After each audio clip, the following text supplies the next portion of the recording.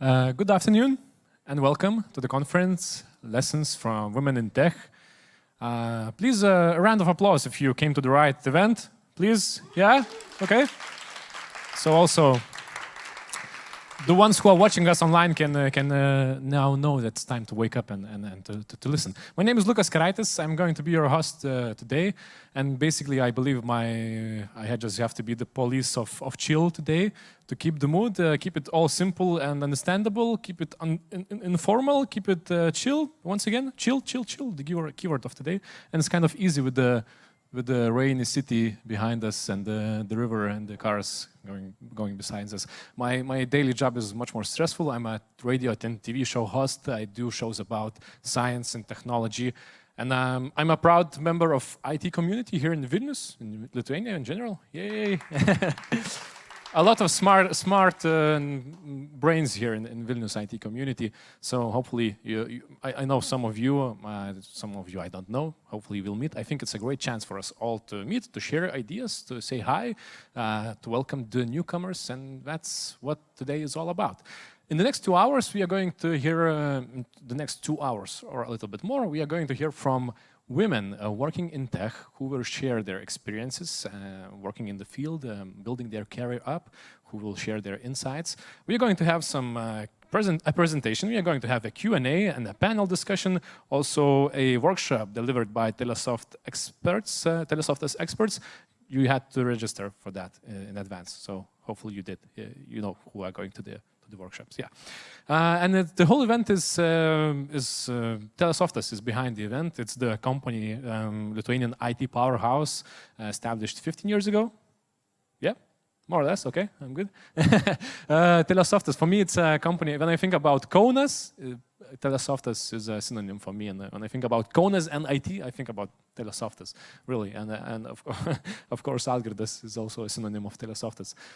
It's also, the event is made in collaboration with Women Go Tech, the first membership and counseling program in Lithuania for women seeking careers in technology.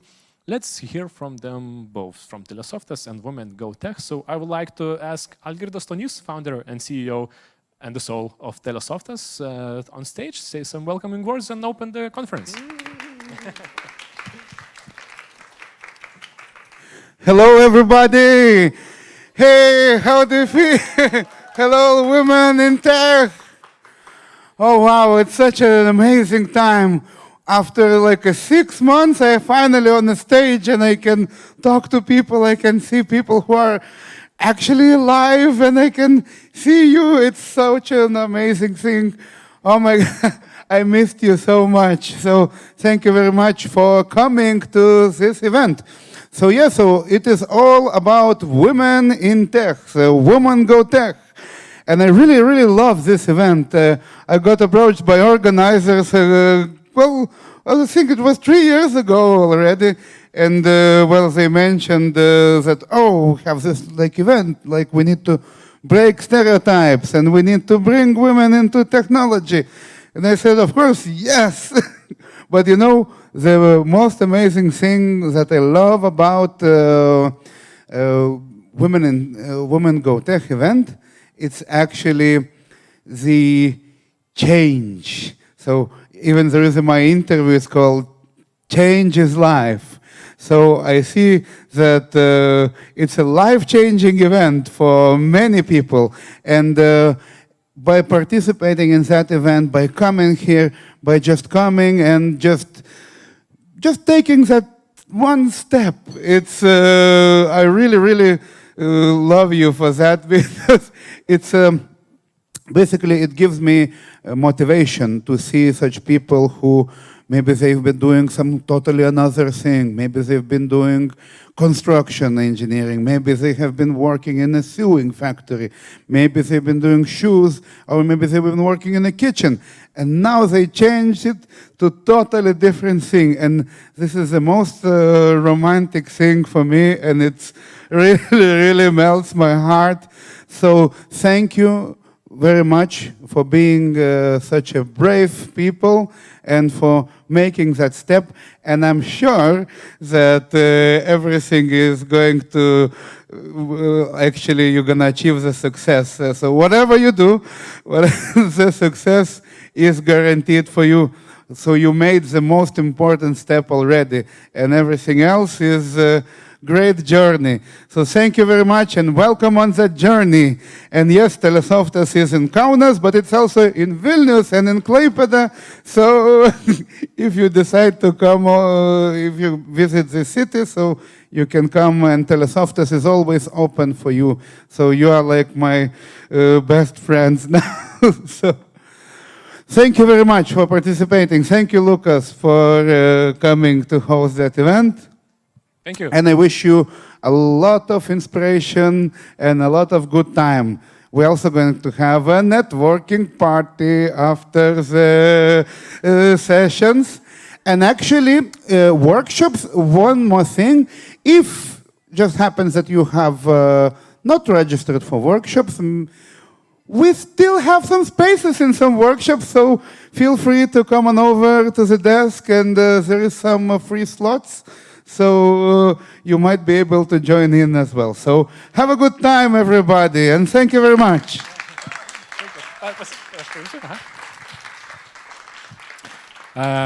Thank you. Algirdas stole the show already. Nothing's. Yeah, the last time I checked, I think like 3 years ago, maybe TeleSoftas got eight employees in Vilnius. I think now they said they have 50. So okay, my bad. Now let's hear from Women Go Tech. A welcoming word from Diana Chesoniti, Program Director of Women Go Tech. Diana, please welcome Diana on stage.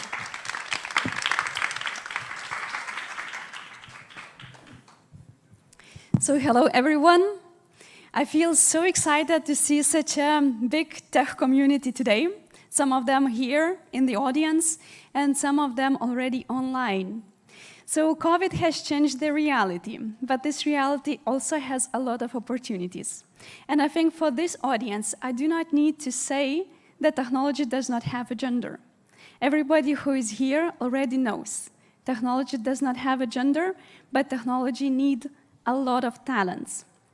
Talents, diverse talents, motivated talents, ambitious talents, goal-oriented talents, basically you. From Women Go Tech perspective, we see that even 70% of all the participants who finish the program actually enters the technology and grows the career within. If we would take a look how many women are in the technology, we still can see it's not enough. It could be more. And they want to come. That's why we gathered today. And European Gender Equality Institute has calculated that only 17% out of 8 million tech talents in European Union are working as females in the tech sector. Only 17% out of 8 million. Can you imagine how little it is? And at the same time, how big this number is, and it's still growing. So what is the message? The message is that this is the golden time, actually, for women to come to the technology. Women are wanted, and there are a lot of opportunities because the sector itself is growing. If we take a look on the situation of the COVID is a real living example. What happened? For some companies, it was a challenge. For others, there was even more opportunities. We can see TeleSoftas is growing. They opened a new office in the new city. That means the tech sector is still blooming. Opportunities are all around. And Gartner has said in his research that COVID-19 has made digital transformation as a #1 priority for a lot of companies, governments, people. However, talent gap is still big, and it is misaligned with the need within the market. And what it says? Again, it's a golden time to come to technology. And I'm very happy to see those motivated eyes who are still striving to grow within the tech and explore this. And I'm very happy having this partnership with TeleSoftas. It's a long-lasting partnership, and we have achieved already a lot. And today, this event will be one more milestone to inspire even more people, to show even more opportunities for everyone who is striving to discover technology or grow within, to be promoted, to achieve even more results. So today I would like to invite everyone to be proactive, to actively participate and learn from great TeleSoftas speakers today and the trainers. So may this event will leave some footprints in your knowledge and inspire you even more. And remember that you are here, you become a role model. And role models are meant to be visible. Because once you are visible, once you speak about the technology from your own experience, at the same time, you inspire a lot of other people, a lot of other women who have doubts, who would like to come but not ready yet to come. So what does that mean? That you are here, that you're striving to be in tech? That means that you also inspire and lead the change, as Algirdas was talking. Everyone in this room is already a change makers, the role models, first of all for yourself, and then for the environment around you. So welcome today. I'm happy to see you. And let's learn today from TeleSoftas.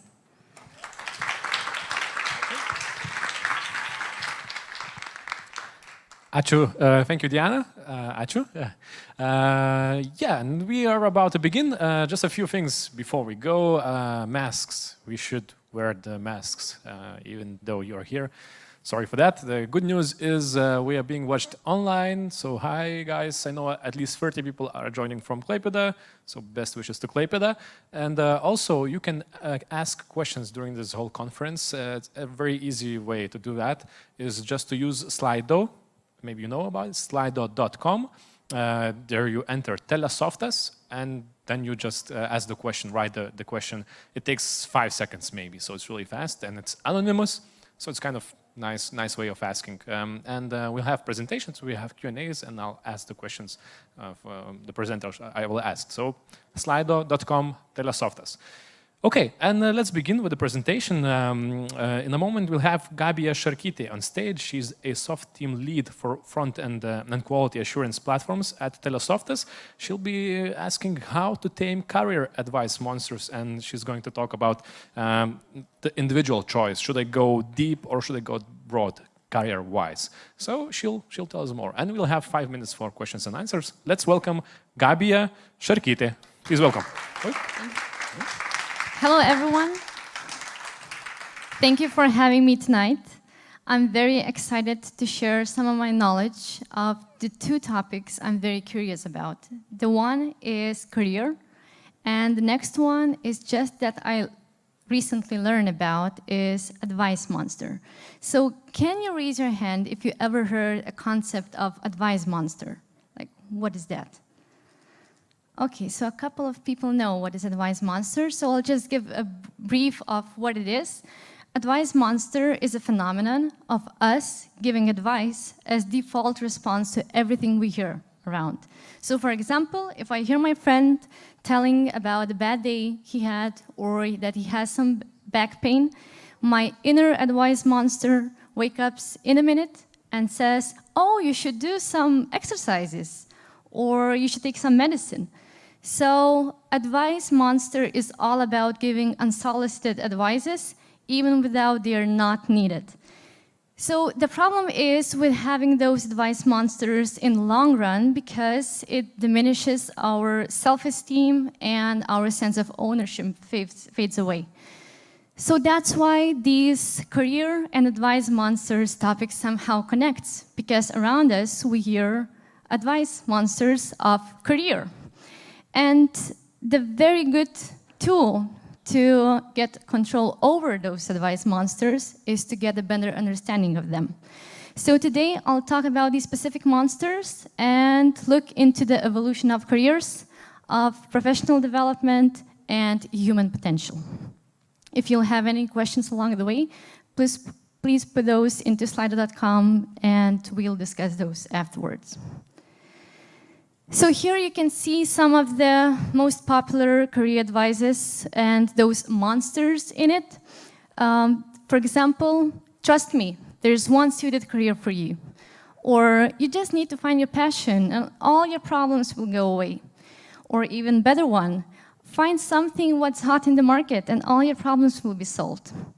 If you want to develop, be patient, read a book, do something slightly different, and you'll develop with time.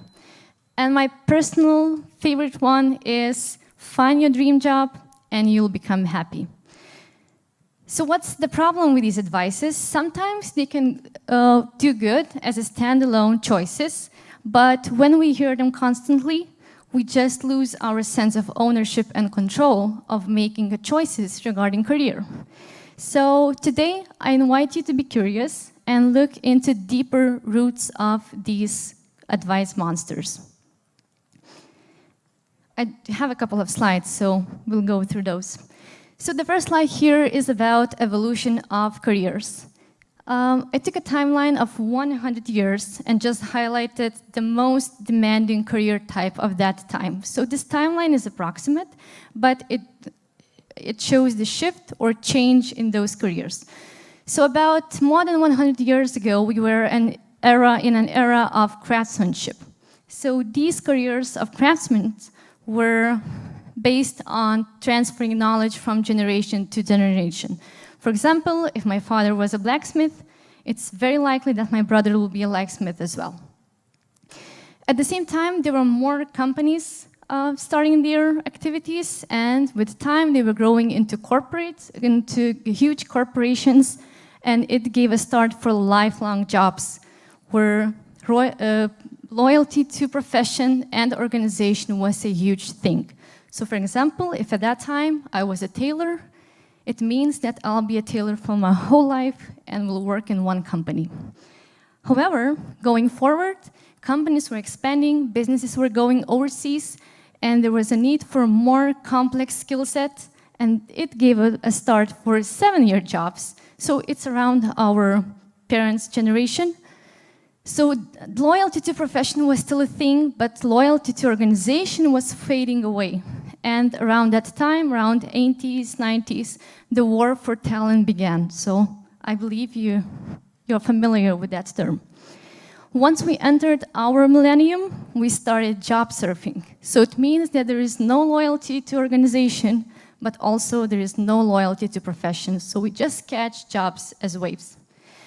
And finally, the job surfing made us a cocktail of these hybrid jobs of nowadays that are based on mashing disciplines. So it's not only that there is no one profession, but jobs, they are just a mix of different fields. And a concept about one single best-suited career for a person nowadays sounds kind of difficult to implement. But also, do hybrid jobs require for hybrid skill set? And here I'd like to show a shift from STEM to STEAM. So today, as 50 years ago, if you want a well-compensated job, you're probably going to choose a field of math, statistics, or something that requires critical thinking. But the problem with these fields are that they are very vulnerable to automation.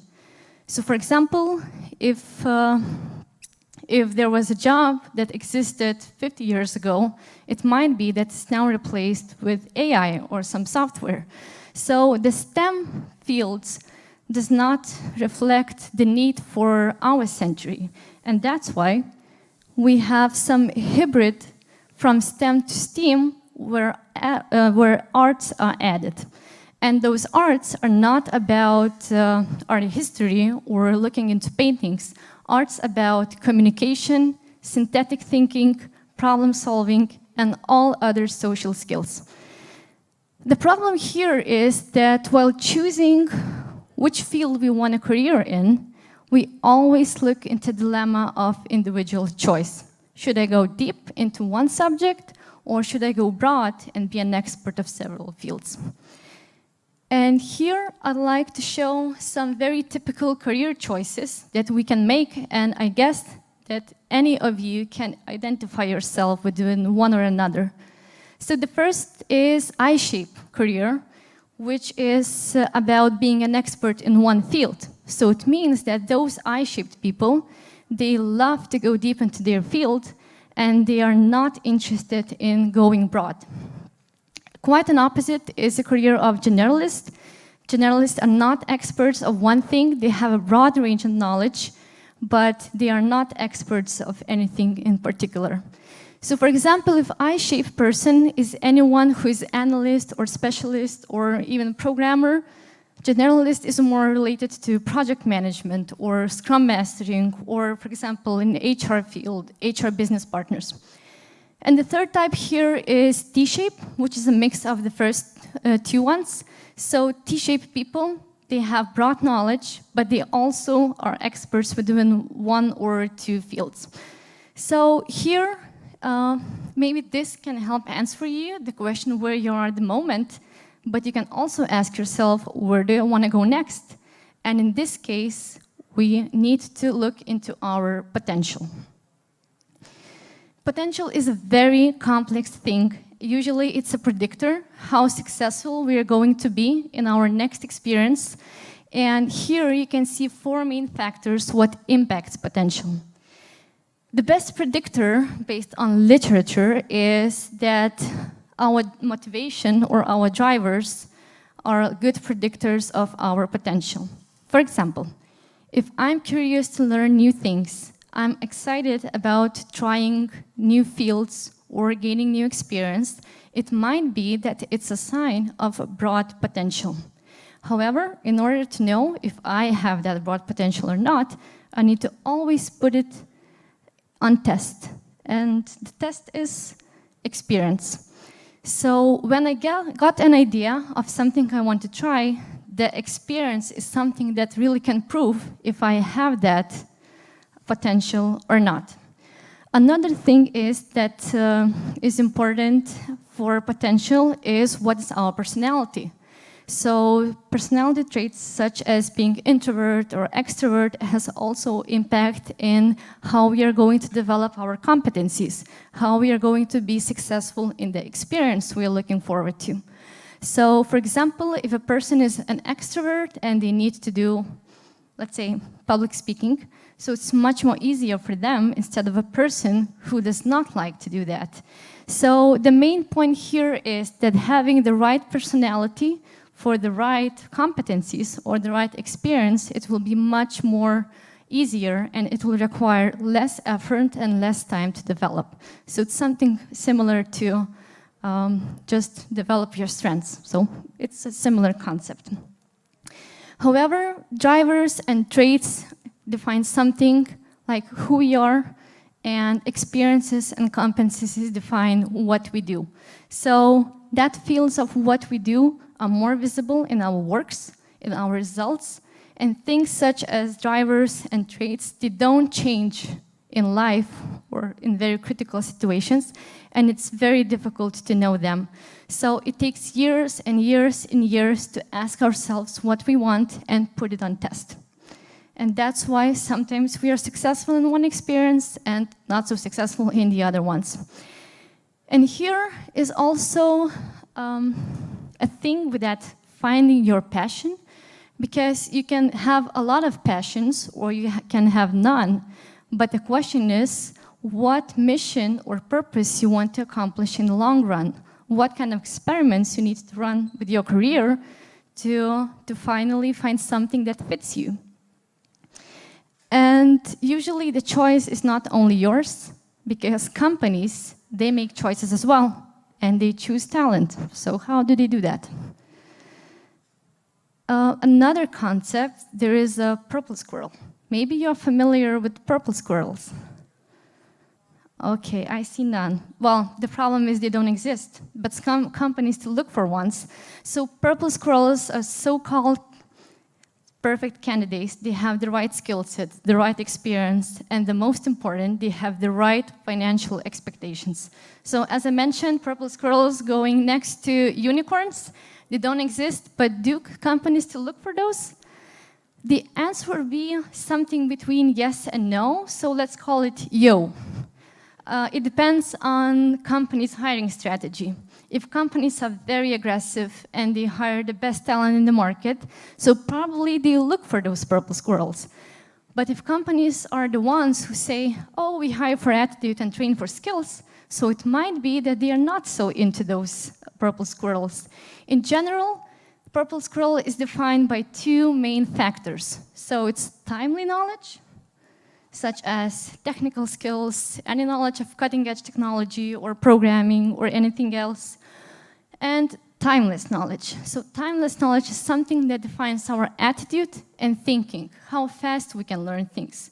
Maybe some technical knowledge is not so needed, but we need people who can learn quickly new stuff, who we can upskill, reskill, and so on. Different ratios of timely and timeless knowledge can be a success. It depends on what companies are looking for and what you can offer to them. So in this case, you can also ask yourself, what is my timely knowledge, technical knowledge, and what is something that I can give in longer run? What is something that I don't need to learn overnight? So if you can persuade someone very easily and you're good in sales, but you didn't had this experience before, maybe you have a good potential to learn that. So this is something to think about. And then if you find yourself that you need some development and you think, okay, I'll do a course or I'll read a book and step by step I'll go into my dream job or something, or I'll put my potential on test.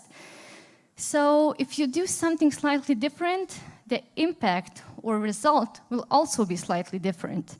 So for effective adult learning, you need three main pillars: heat, variety, and diversity. As adults, we learn a little bit different than kids. Kids, they need to read a book. We can tell them, don't eat those berries, they are poisonous, and they probably will not do it. Well, some will do, but most won't do. With people, it's different. We need experience. We need to have a risk of potential failure, or we need to have both success and failures as our learning experience. So HEAT stands for that. Another pillar is variety, which is about running different experiments. So in order to learn something new, we can put ourselves on different situations.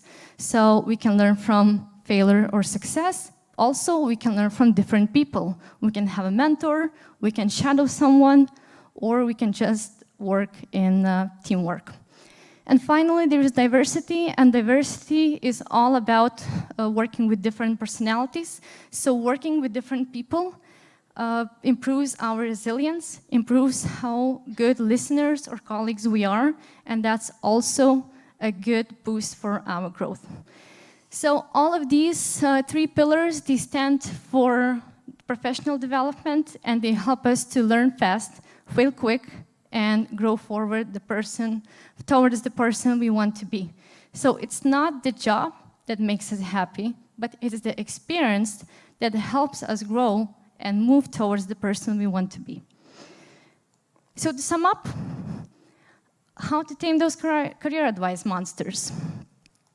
So the first one is to shift our belief that instead of one career, we have options, and we always make a choice in which career we want to be. It doesn't mean there is one right choice. We can have a journey of trying different options, but the choice is yours, and there are many choices you can make. Another thing is that passion is good, but purpose or mission in the long run is better.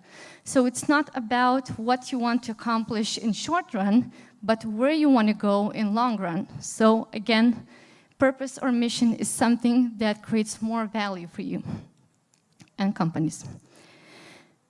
Also, if you just want to choose what's hot in the market, okay, you can do that, but maybe you need to think about your interests and talents. So what you can give to the company, to your job, how you can enhance that, but also how can you fulfill your potential. If you want to develop, it's not about reading a book or doing a course. Of course, it does no harm to your learning, but if you want effective learning, you probably should go out of your comfort zone, and that's a cliche to say.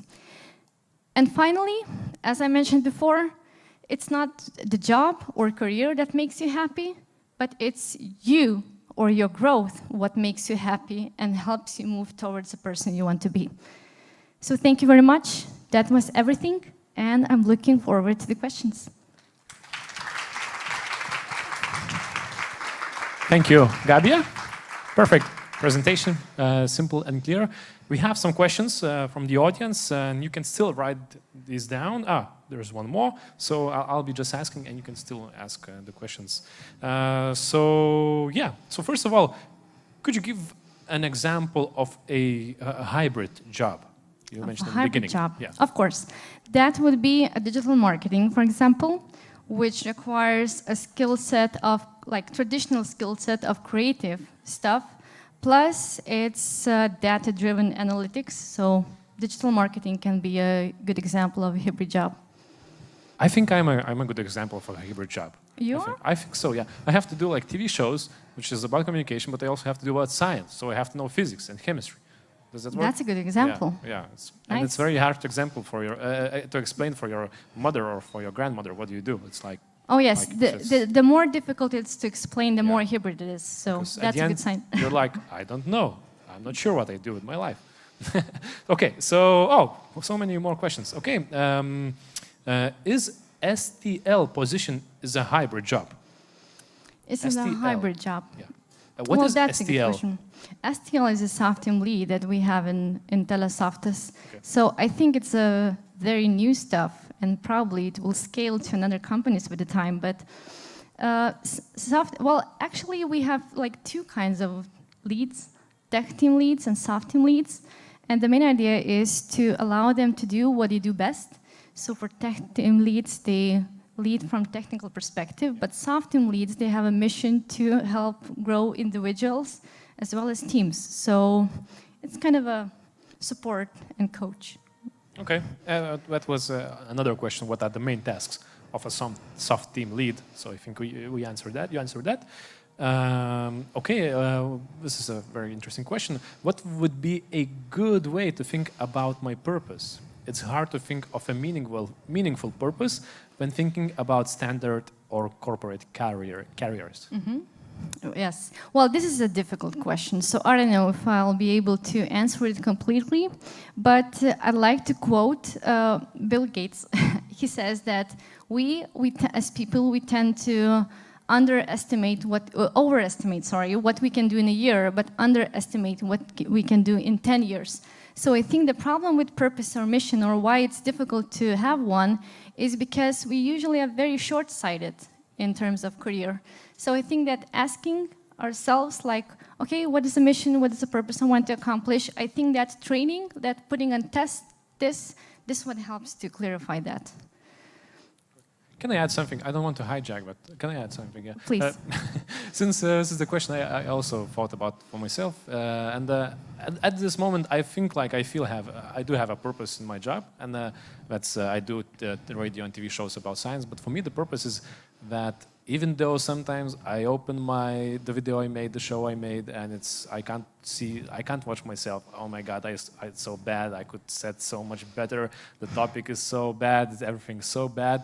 But and I would really kill myself, in the way. But the purpose that gives me some confidence is that I believe that it is very important to talk about technology and science.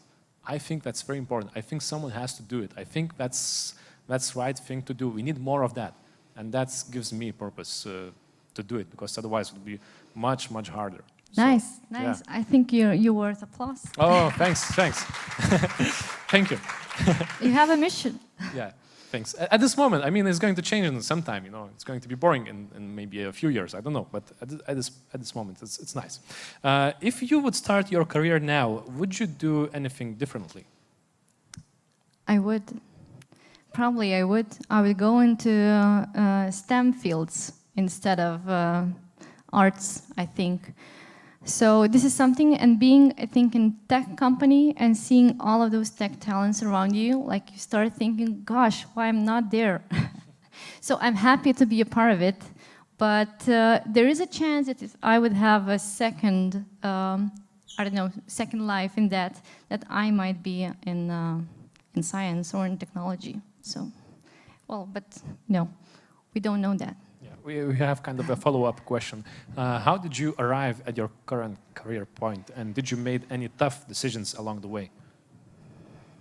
Yes, I think Personal experience is something everyone wants to hear. So I guess. Yes, so I think it was quite easy for me. I just did my bachelor and master in human resources, and I started working in HR and then in talent management. So it was quite linear process for that. But then at some point, I thought that, okay, like I'm a specialist. So what I want to do next? What is my longer term goal? And this way, I thought that being something related to helping other people grow, like, I don't know, giving career advices, it sounds a little silly after Advice Monsters, but still, or working with teams. So I decided to change my career, and for a year now, I'm in this lucky path in TeleSoftas. So this is how it happened. Nice. Okay, yeah, thank you. I think that's all the questions we went through. Thank you very much for the questions, really great ones. Thank Gabia once again, a round of applause. Thank you, Gabia. Perfect presentation. Thanks a lot. Okay, and now let's move on with the Q&A. We'll have questions and answers, kind of a little discussion, and also there will be your questions in it. We'll be hearing from Nancy Neems in a moment. She'll appear on the screen. She's a former executive at Google and Microsoft, an activist, AI expert, book author, a tech trendsetter, and a hands-on leader with 20 years of global experience. She's going to talk with Emilia Kochiti, brand manager at TeleSoftas. They're going to talk about the future of technology trends and the skills you need to have to develop to catch up with these trends. So let's welcome Emilia Kochiti, and let's see Nancy. Thank you. So, okay. Yes, here we go. Nancy, let's level this up. Hello from Berlin. Hello, everybody. Hello, Nancy. Yes, everything's amazing. I believe I can speak not so loud. Yeah, we hear you. We hear you quite well. Yes, Nancy, how are you today? How is everything in Berlin? I'm doing fantastic. Berlin is gray and rainy. I love rain. I love sun, and most importantly, I'm very happy to be with you here. We have a long history of collaborating between Lithuania, Germany, my country, Romania, so excellent to see you all.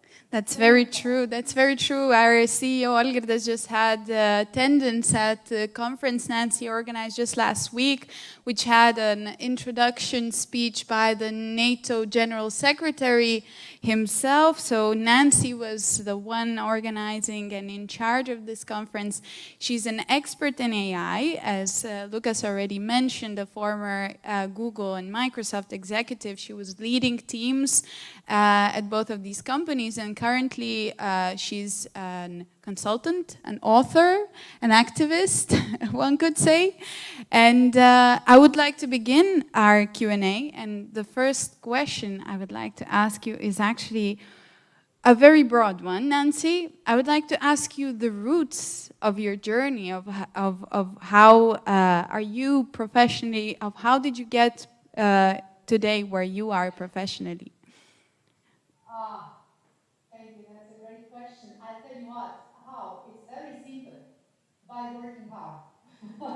So it's really simple. So first of all, I was born in Romania, and when I was about 10 years old, I decided to leave the country. And so that means, of course, you go into a completely unknown world. So I moved to Germany, and then I studied, and then I went working, and then I spent about 20 years at Microsoft and Google, as you said, Emilia, in leadership positions. And at the end of the day, you know, time is passing quickly.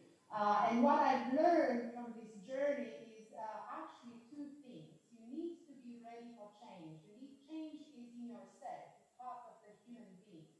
And that's why I like to call myself a digital Darwinist. You know, if you know what Darwin did and said, and actually I believe in the theory of evolution. We all evolve of where I am today, and I'm happy to be here with you and kind of sharing these fun elements, right? Is that, of course, you work hard, but also you have to have a couple of important values. And one of my key values is really change. So I love changing myself. And, I don't know if you've seen, I posted on LinkedIn because I liked what Arvidas posted today about change on LinkedIn when he was basically announcing this event. And I actually posted a comment from Rumi, a very famous philosopher, Rumi. And Rumi said, yesterday I was intelligent. I was wanting to change the world. Today I'm wise. I want to change myself. And so that is basically the root. It's like if you're ready to change, then you will jump on opportunities. And so in my case, to make this a bit shorter, is I was always jumping into the cold water, pushing myself to the next adventure, always thinking into the future, always kind of looking at what's tomorrow. And so it worked well, but as I like the quote your colleague gave earlier about Bill Gates, for whom I worked in a couple of very big projects in the United States. He also said, it's really all about also giving back into the society. And so that's where we are here. If you ask all these big people, if you ask, the founders of Google, if you ask the founders of Microsoft, if you ask Facebook, all these guys will tell you that 90% is also luck in being so big. So you need to work hard and you need to be a little bit lucky. Oh, well, that's going to be difficult. That's a great advice. You have to get luck. You have had a career of nearly 30 years, would say, 40 years. Not many are older than What were the lessons that you learned the hard way? What were the stories that you could share as in your mistakes that you learned from them, moved on, and could give an advice and share an advice with the people that are sitting here today? Yeah, and this is funny because really, in a way, you get feedback along the way, especially if you work in corporate America like I did for about 20 years. So, you get excited, you jump on projects, and then you work, and then your managers give you feedback. And so you can improve. And one of the big feedbacks I got very early on, and particularly when I moved from Munich to Seattle, to the Microsoft headquarters, the first feedback I got from my management was, you need to work on your listening skills.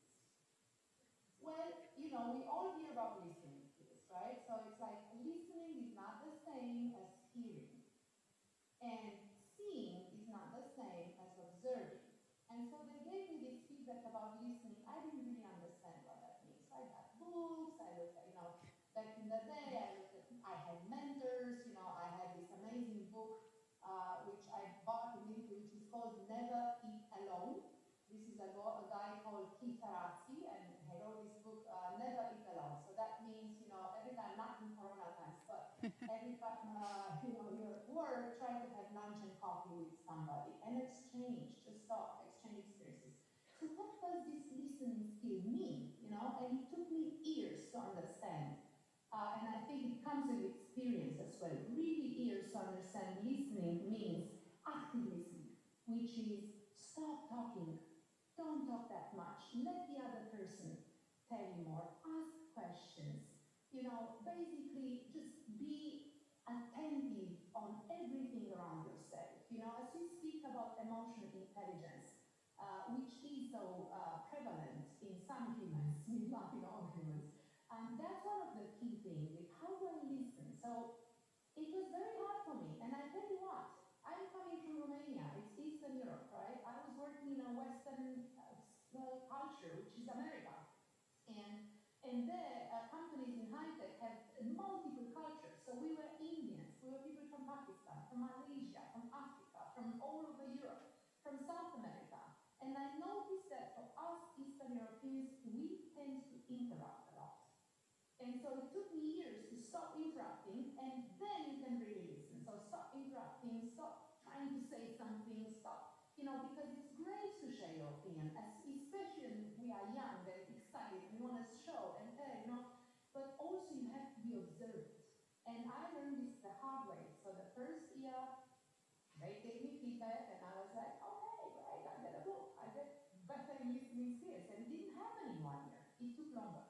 And then I got a performance review, which was, again mentioning listening skills, and then another performance review. So I realized, okay, now I need a mentor. So how do you do this?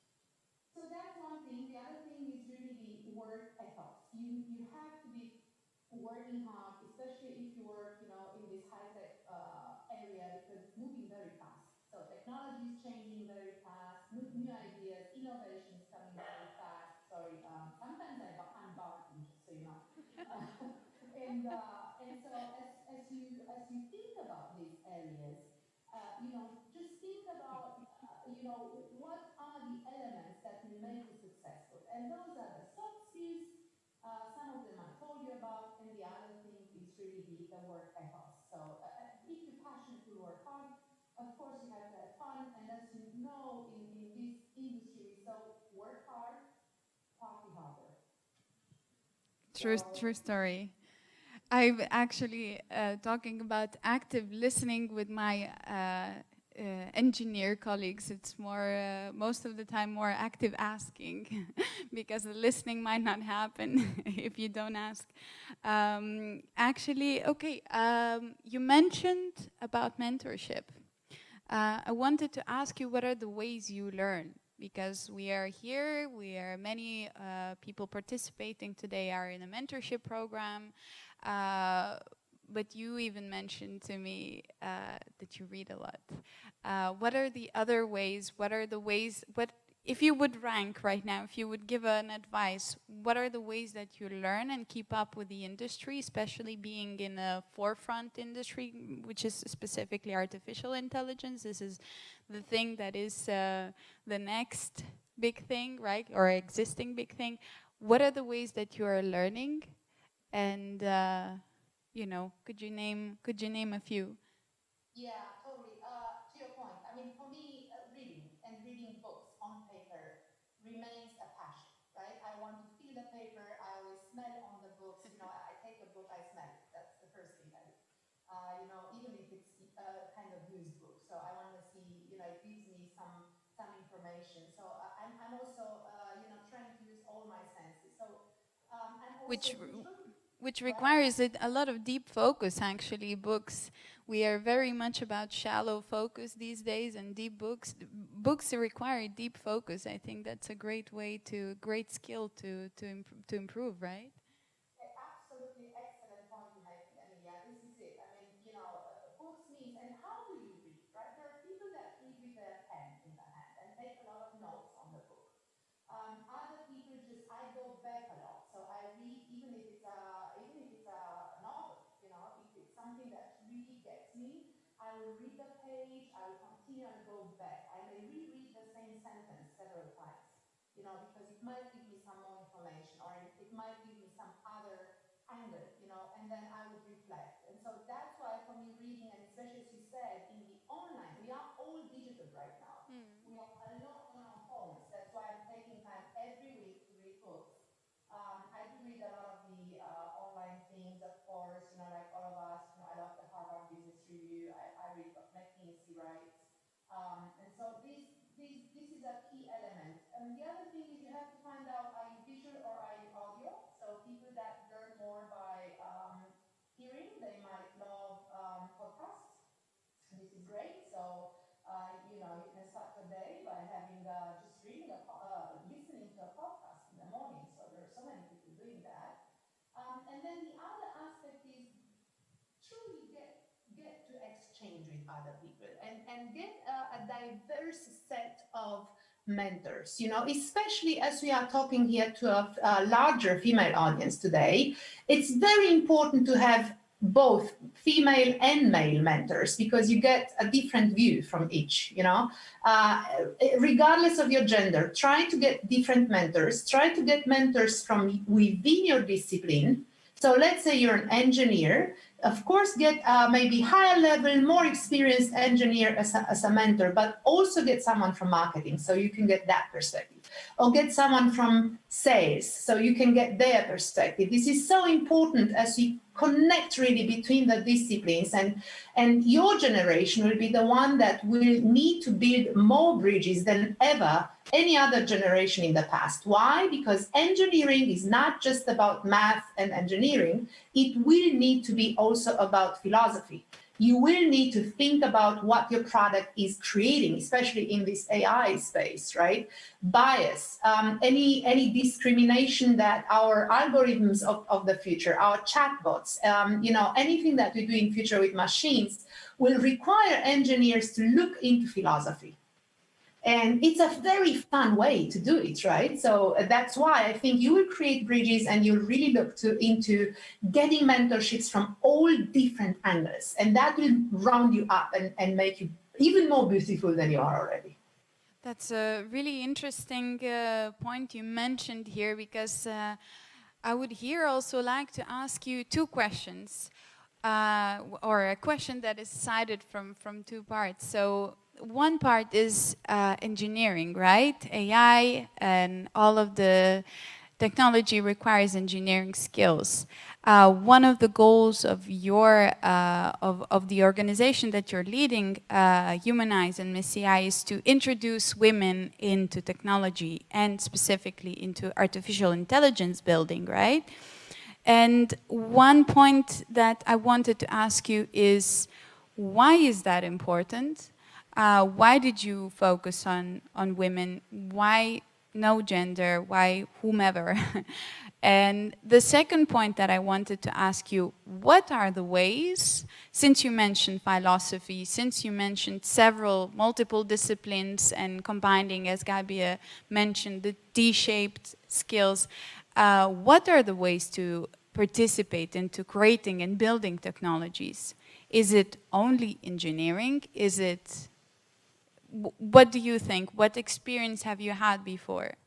Yeah, wow, a very big question. Very, very big question, yes. Fantastic. Well, so first of all, when you think about what the future will require, you guys are at the forefront of creating the future, right? You are in this industry, you're there.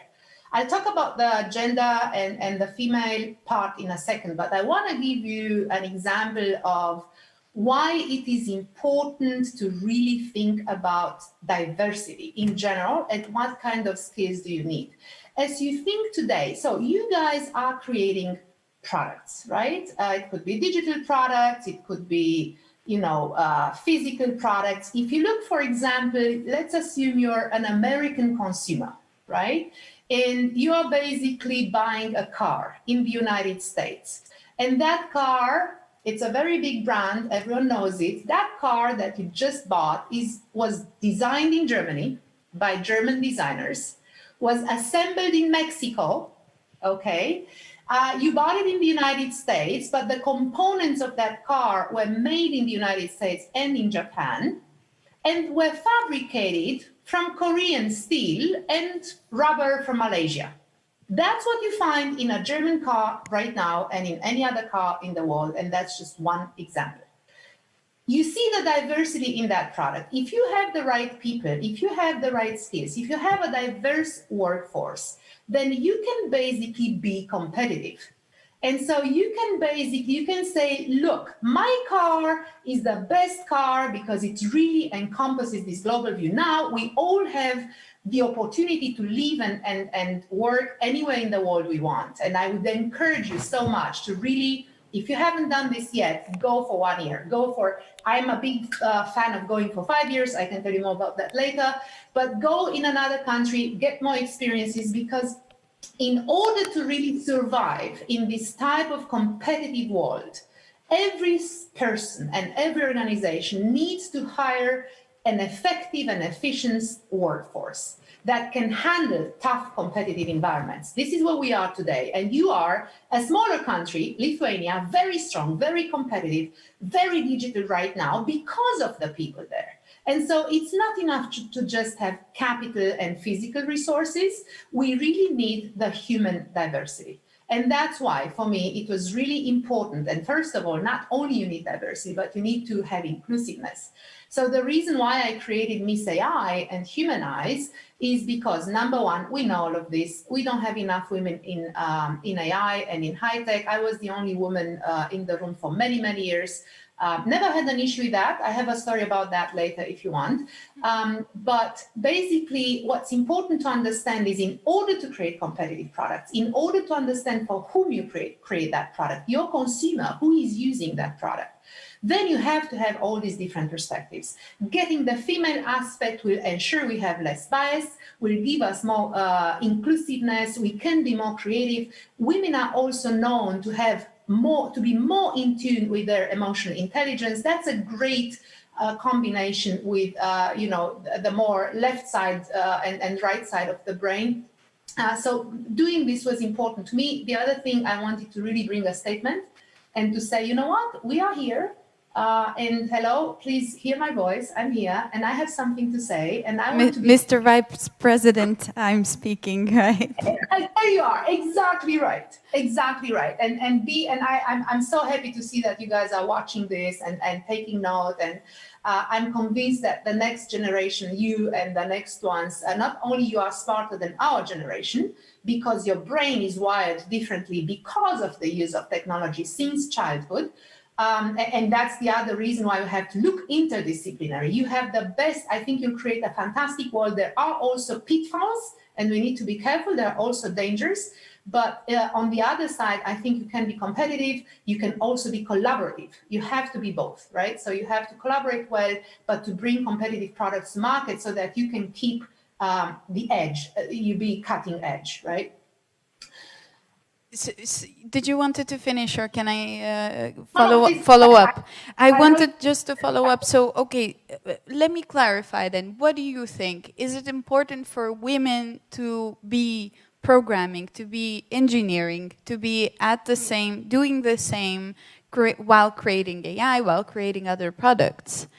Is it important for women specifically to be in the very deep tech specialities, doing the code, writing the code?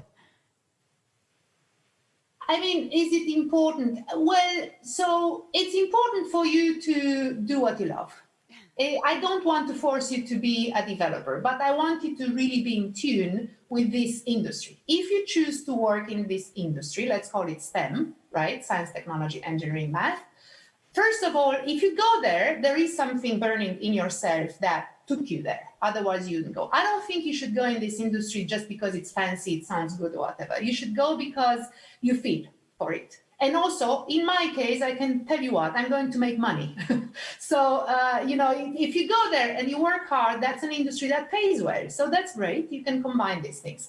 Do we need women in engineering? Absolutely.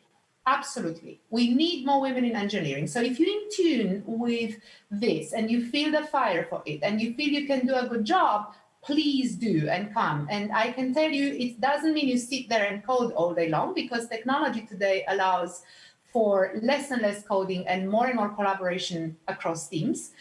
So you will be able to do a lot of other things, even if you're, deep into the technology. But also, I really want women to go out and not just be in HR and marketing, which happens a lot today. And equally, I want to have diversity in marketing and HR, because I think we are too many women there, and we need men there, right? And so here we need a little bit more women. But what is the result of this? The result should be a more diverse and more inclusive product that we're creating, because we actually put more lenses into it. Let's talk a little bit about the products and the technologies itself. We have you here. You're an expert in AI and future emerging technologies. Can you tell us a little bit about that? What direction should we be looking at? What are the technologies we should be looking at inventing, joining the teams of inventing? What do you say, Nancy? I love the word inventing. That's fantastic. Well, the answer is this. Look, the demand in future for physical or manual skills has been already declining for the past 20 years. I've seen it, I noticed, and it will decline further. There will be no more demand for much manual skills and physical because the automation is here, right? So you are at the forefront of creating that future and helping the world become better. And I know we don't need to talk here about, please don't be afraid the robots are coming and killing us or taking over our jobs and all that, because you guys are in this space and you know this is science fiction scenarios. But I believe there are a couple of things, right? So first of all, we've heard so many times we need the soft skills, right? So as you go into artificial intelligence, you do need the technical skills. So there will be skills that you can't do AI if you don't know math, if you don't know statistics, probability, predictions, calculus, algebra, Bayesian algorithms, as you know, logic, all of that belongs to math.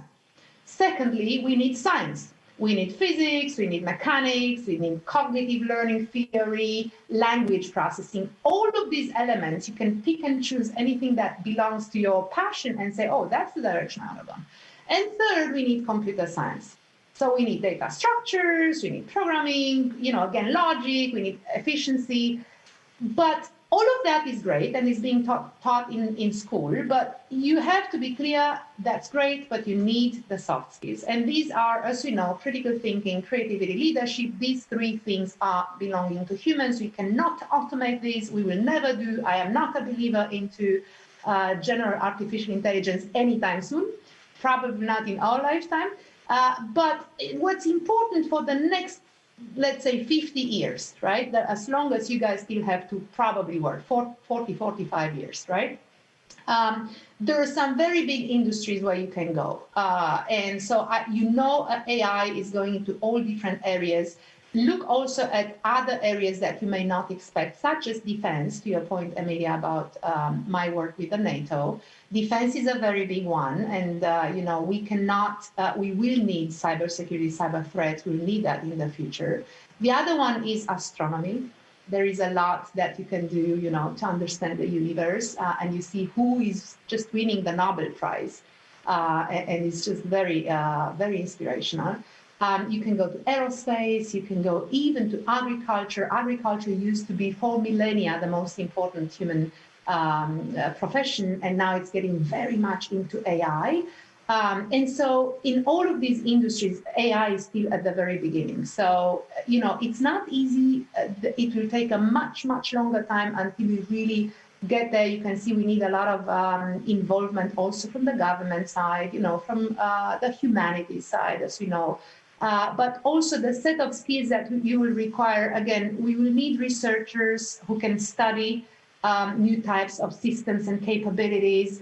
So if your heart is more into the research area, you can come up with innovation, to your point, Emilia. What are new and different ways for machines to think and to test for real world feasibility? I love what they did at Boston Dynamics with the Spot robots, the Spot and Mini. This is a robot like a dog that really if you don't know, guys, watch Boston Dynamics. It's just an amazing inspirational company, and how they do robotics and how they reinvent all of that. And then if you really, we also need algorithm developers, right? That's very, everybody speaks about algorithms. At the end of the day, it's just simple coding, right?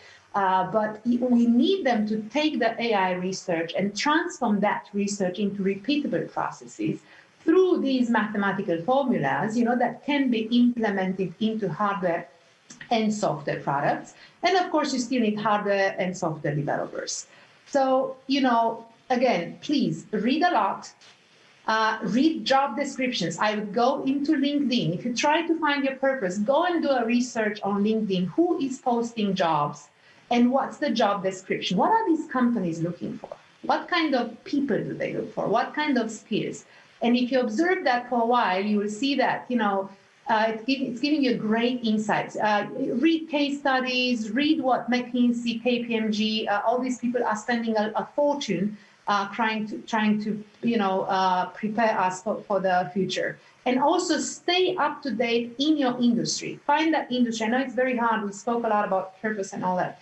But if you find it, I just went into computer and I stayed there because I always found something more to do. And you can do that as well. Anyone can do that. Thank you so much, Nancy. Let's give Nancy a round of applause. I hope I did the best in asking you the right questions. I'm pretty sure that you have so much more to tell, and I'm excited to go into the audience questions. Just one commercial break. We do have a new AI team within TeleSoftas. So that is one of the achievements this year, that we actually solidified and made it official, because we had people working on it already, but we did make it a strategic goal.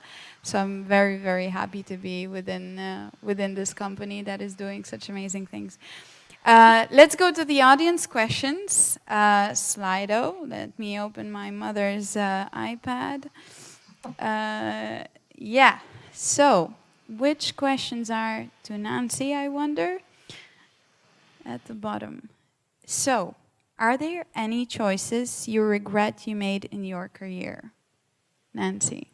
A great question. Okay. No, I mean, it's boring. I don't regret anything. It's really boring. No, I don't.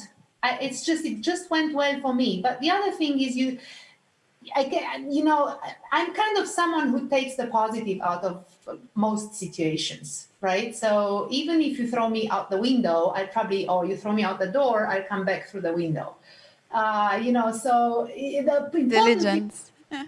The important thing is you can fall many times. You can fall 1,000 times, but if you stand up 1,001 times, then you're the winner, right? True. And so for me, I don't regret. I think, I moved to the United States. I went there for 2 years. It became 6 years. I don't regret that because I had 3 different jobs. One of them was global for the whole world. One was for the United States, and one was for North America and South America. Then I moved from Microsoft to Google. Never regretted that. I moved from Google into my own ventures. Didn't regret that. And today I work with governments. I work with large corporations, with philanthropies, with philosophers and anthropologists. I'm creating all these bridges. So I think regrets are not good in life. So even if there is something that you feel it didn't work well, please don't regret, learn out of this. Anything that you feel, oh, I'm sorry I did this, great, okay, move on, learn, and do the next mistake. Please have a culture of mistakes, not of regrets. That sounds amazing. May I ask you also, what changed since you moved into your own ventures? Since you moved from Google, right? A lot of people would love to work in Google, really romanticize all of the big tech. What changed for you? I love it, romanticize the tech. Okay, that's great. I love to work for all of these companies and for Google, absolutely. What changed now is I'm free, right? I can make my own decisions. I don't have any processes and tools in place. I can create them, but also I can do as I want. That's on the positive side. On the other side, of course, you don't have the security of having a job every day. It's like, okay, so who is the next customer? Who is the next client? You need to create your own market. You need to create your own brand, of course, which you do over years. I think your generation also does a great job on that with all the social media usage you do professionally. And so what changes, I feel free. I feel in demand in a different way, but I really love both worlds. And I also am the kind of person that says, you never know if I won't go back. So I never say no to going back, but also I wanted to try this. It's the second time I do this. So I was doing a company in the dot-com bubble back in 2000, I believe. And then I moved to Microsoft, and then I stayed there for so many years. And now this is time for adventures again. We have a gender-related question. I like those ones. Yeah. Actually, it's since you also mentioned that you are, creating your brand, and you're a woman, very visible, and women have a problem with the visibility in general. And the question is actually, did you face any challenges in your career related to your gender? So I guess my probing is also to add, did you face the challenge of creating your brand as a woman and being visible, being noticed, being heard in the big rooms? So yeah, double question. No, it's a good question, and I'll tell you what. Maybe this is crazy, but the answer is no. I never had any issues, and I'll tell you why. I think the room. If you enter a room full of men, and you enter in a slow-paced, and you do this, and maybe you do this, and then you do that, and then you have a tiny voice. I'm sorry, this is I'm going very tough now. I never do this. I enter the room with this voice, and I never play with my hair, and I'm always dressed properly, and I never, ever, ever had any issues. Maybe a guy once, 20 years ago, tried to tell me to make him a coffee, so I told him to make all of us a coffee, right? So right? So I think it's really your attitude. And for us women, it's important to be who you are, be authentic, but also you need to work on yourself. Look, dress nicely. Of course, you can be casual, but if you respect yourself, if you have a great body posture, you use your voice in the right way. I know there are coaches for people where the voice may be a little bit, not feeling the room. You need to feel the room. When you come into the room, people notice your presence anyways, because you're the only woman. But if you go there, please take lessons on voice. If you feel like you don't like your voice or you don't like the pitch, in the United States, very often women also men tend to do this. Like they end a sentence with like a question where there is no question. So, Emilia, can you speak about this? Right? And so they go up. So that's a very, very basic thing, work out your voice. I used to do this even in my teens as a teenager. I took lessons with an actor because I wanted to be an actress at the time. Took lessons of voice. So you can use a pen, you put the pen in your mouth like this, and then click like this until you really, really clear. So there are many tricks to train your voice, train your body posture, and be the woman who you are, and be strong. And then you will never have issues in a room full of men. In fact, they will respect you, they will like you, and they will be also protective. And keep your femininity by doing that. No need to wear, in my generation, some women think, okay, so I need to wear like a suit like a man, I need to wear pants. No, you don't. You also don't go into very short, or very high heels. You can do these things, but not too much. And just be, I like elegance, so just be elegant. Thank you so much I guess it was very interesting for our male colleagues. Don't wear high heels, wear high heels, all of this advice. Actually, what would you advise to the male colleagues? What would be your, because I think I personally can learn a lot. There is even a question about self-confidence. Obviously, all of us could learn self-confidence from you, but what would you advise to our male colleagues to embrace women, to notice? I don't know, I never had that problem as well, actually, but... I love this question. And thank you for asking this question, because it's not just about women, it's really also about all of us. So for men, please stay men. I want to stay woman, and I want you to be a man. Continue to open the door for me. It's great. I love it. Give me the little protection and give me the small, romanticism, like you said earlier. At work. Be a man and be protective of women, and we do the same, and be respectful, and we're all respectful, I think, especially in this industry. But also, don't be afraid to ask me what I like. Just communicating. All of us, we can communicate better, male, female, but it's really about asking, is this okay? How can I make you feel better? And that also comes with time. So, over time, as we get more experience on these things.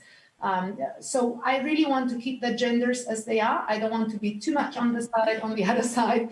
And so I am absolutely embracing everyone with absolutely any views, any culture, any background, any religion, any sexual orientation. Please embrace everyone. I know we do this, and respect everyone. And that is what brings happiness to us humans. True. I'm clapping within myself right now. Last question. How do you acquire a mentor, or how do you ask someone to be your mentor? You mentioned that you had several different mentors in your career. Are you a mentor yourself? Yeah. How did you get those mentors to be your mentors?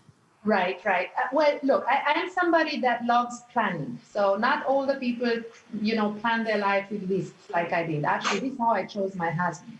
I had a list of, pros and cons and choosing between my boyfriend and the next one. So I think for mentors is exactly the same. First of all, what kind of skills you want to acquire? You get feedback, ask for feedback.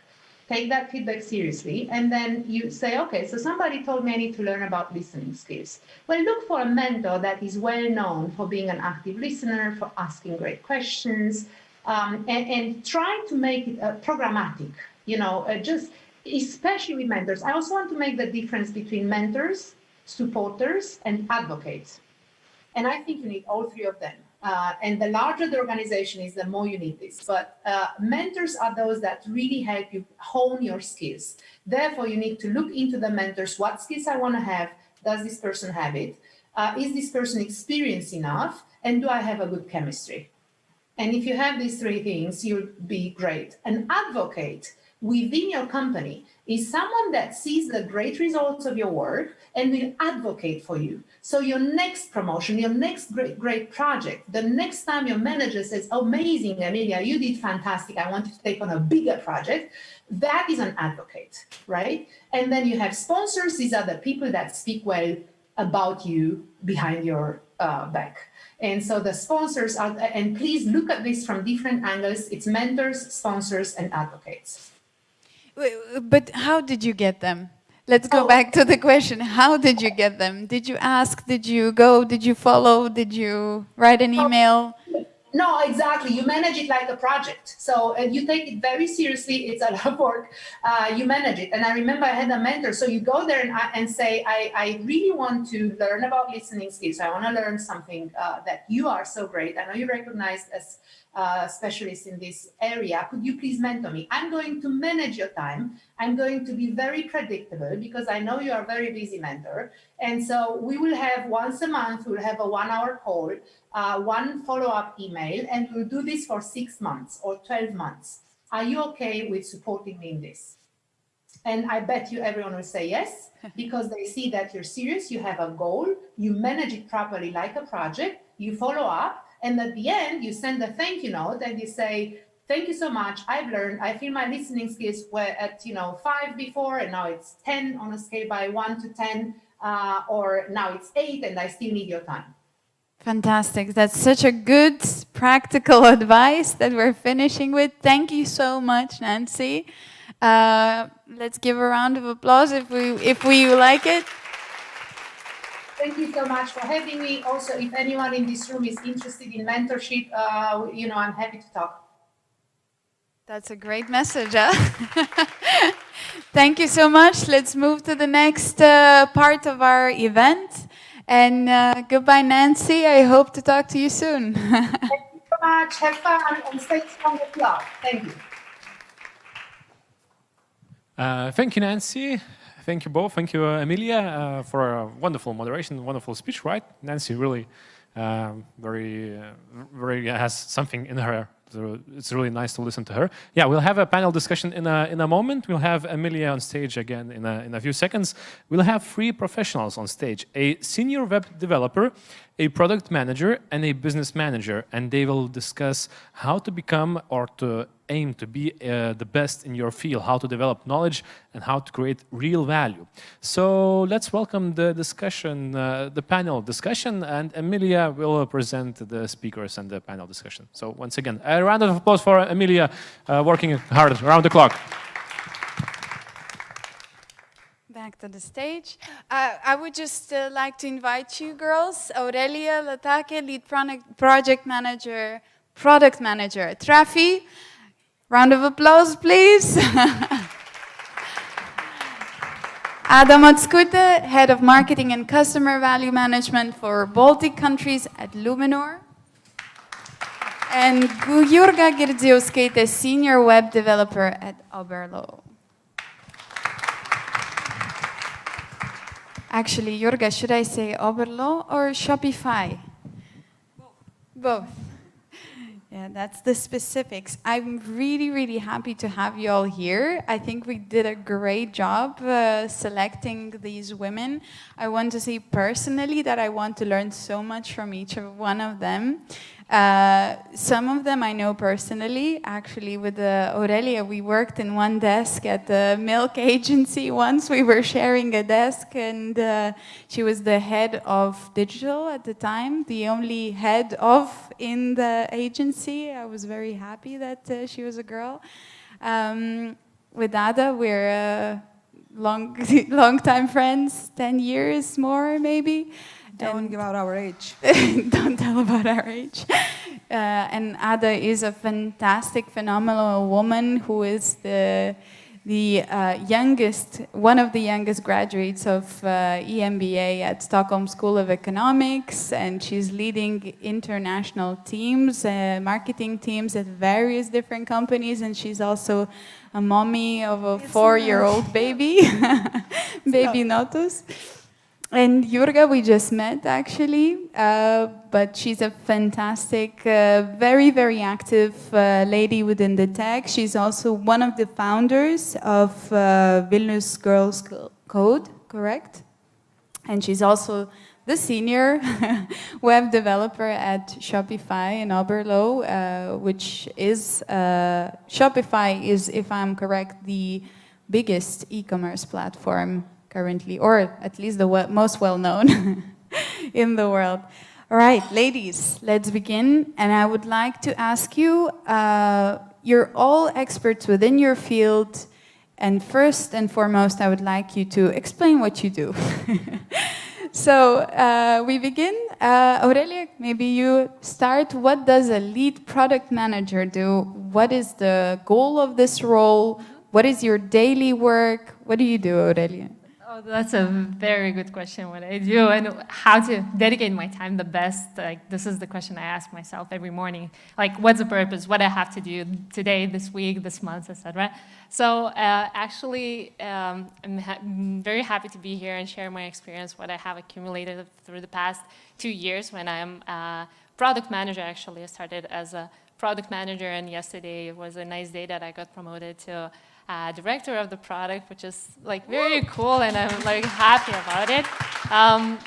Yeah, so what's the goal of what I'm doing actually? So I'm currently already director of the product, but it's a multiple product lines which I'm leading. So there are 3 teams currently that we're working on multiple projects. One of those is a routing algorithm, basically, that allows people to narrow down the options within the region, how to get from point A to point B.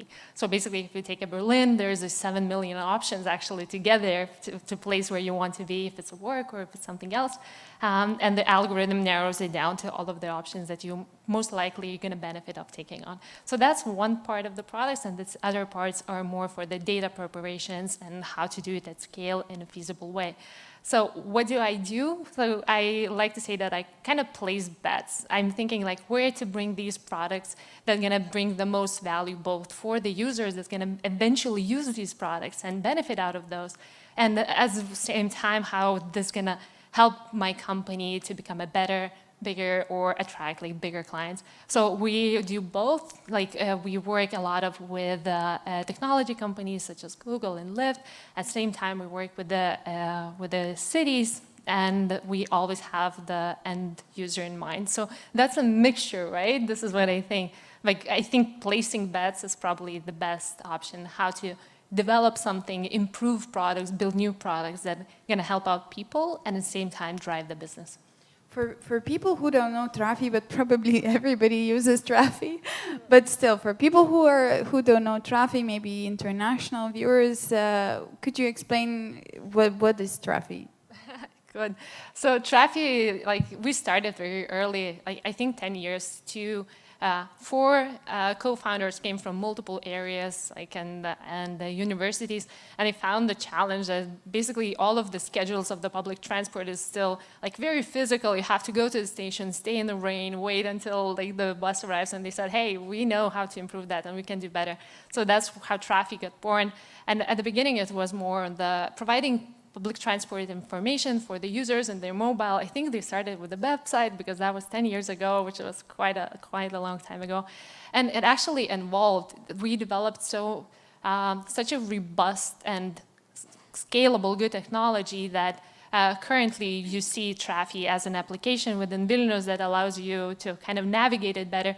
But what we currently do, we license the technology to cities around the globe, as well as parts of the technology such as data preparation and enhancement tooling to Google. So basically, I don't know how many of you guys know, but Trafi is behind Google Maps that kind of enhances the public transport data that most likely uses in multiple cities around the globe. We are kind of, I wouldn't say shy, but it's like we don't like advertise it too much. It's something that has been happening, but I find it very cool because like some Lithuanian company with we have 70 people and we can power such a big company. So I think this is pretty cool. No, that's really fantastic. I didn't know that personally for sure, so great. Jurga, you're the senior web developer at Shopify and Oberlo. Can you explain the relationship and the evolution? I know that Oberlo is one of the best startup stories within Lithuania. And what does a senior web developer do right now, as in you're part of Shopify? Yeah, so basically Oberlo is a startup which was started here in Lithuania by 5 co-founders. After a few years, it was bought by Shopify. They were producing an app for Shopify, so they liked it. They liked the way it was developed, and they bought this startup. So it was the biggest buy in Lithuania by that time, so very famous because of that. And now we are just part of Shopify, so we are like I say, for others to explain the relationship, we're like YouTube and Google, so we are Oberlo in Shopify, so we're both. And yeah, so I'm a senior web developer, so basically what I do, it's very simple, a web page. So if you see a web page, probably I made it, something there. So yeah, it's my thing that I do, but also as a senior, I usually guide people, I investigate, I propose solutions. I have also a junior, which I mentor a little bit inside my team, and yeah, this is my daily thing that I do. Ada? I don't want to answer this question. If you talk about hybrids, then yeah, I don't know what it. No, actually, basically, if you put bets every day, so I am the very uncomfortable person who question what's in it for the customer, because I'm like a Don Quixote in Lithuania or in the Baltics. Marketing is, make a poster, make a candy, make a banner, and go. And somebody makes a poop on a plate, and they're like, sell it, and you go, I can't. So basically, I'm trying to change the attitude to marketing to actually listen to what's the value, and that's why the longest position name in the world, just to make it more special. So basically, it's the questioning of what do we offer, how do we package it, and actually, what I say, it's the full brand experience, the full customer journey from offline to online. So that's easy explanation. I work. You do that at Luminar, which is one of the biggest banks? Yes, I did that until a couple of months ago. Now I do a bit other projects. Super complicated though. A big baby project? Yeah, that, and actually I'm running a little bit of a small company on the side as well to kind of keep my brain working, and I'm doing consulting projects or things which I don't understand, like AI, and trying to sell AI and trying to understand AI. But yes, basically this role is in Luminar, and I'm going to continue that once once they stop being a mother. No, we'll take a break. Yeah, that you're not going to stop, hopefully. Hopefully. Oops. Well, it doesn't go well, And okay, so to follow up this, what would you define as a good web developer, good head of marketing and customer value manager, a good lead product manager? How do you become the best at this role? What do you think are like the goals for you, your growth goals maybe, and how did you maybe even a little bit, I'm going even further, how did you get where you are right now, especially since you just got promoted, right? So you are a good lead product manager if you become a director, right? But what did you do? What was your path and how do you define you know, the excellency within your profession? So maybe it's important to point out that I'm not an engineer. I don't have any engineering background, and I kind of did quite a bit of field research on what I actually want to do in my life. So I was exposed to job market very early in my life. My parents had a very small business that all of the family worked actively. So from very early age, I got the sense of ownership and what it means to run a business from all of the angles, because I was participating actively. And then later on, even though I studied economics and I really enjoyed it, I thought I'm going to go for the development economics. I want to change and work for the NGOs. I completely by accident, while waiting for my master's degree acceptance, I got to one of the digital advertising companies, and I really enjoyed my work over there. It was like super exciting, energetic, cool clients and projects, and I really enjoyed it, and I decided to kind of stay over there. And then fast forward 2 years, I understood that, okay, I kind of know this field, I want something bigger, like understanding the business better, not only like communicating and make it very efficient, I want to like see what's the bigger picture. So I started going to Milk, where we actually met and sat next to each other. So there I had more of perspective, more of the channels, better business goals. And then after 3 years again, I was like, okay, I still need some more. I want to understand the business from the core, how it's run, not only make communication, which is extremely important, but actually how to make the product so that it would speak for itself, or it would be easier to market, or it's like some things that could be talked about by the people. Yeah, and like additional, I worked as a country manager for a little bit, like full spectrum of the business. And then I figured, okay, technology and the product, this is something I really want to specialize. So basically I touch multiple parts, from like very small business to specific in communication, to country management. And then I started working as where I am right now. To say if I'm good or not, it's like, I see so many places of improvement, of course, as everyone, because it's like, it's never enough. But what defines good product management, I think there are like specific skills that are a pattern. What I see throughout my excellent colleagues, which we have 10 already, I think, from all over the world, it's they're extremely curious. They're like very passionate. I know it goes through all of the industries. This is how you learn, but they're like, they never stop asking questions. It's like, why, how to make it happen? Like, and it's like, it's almost like on all levels, from engineering to business. So this is something I see throughout that makes it successful. The other part is like easy communication and stakeholder management, which we call, but basically getting your people along to the vision that you have.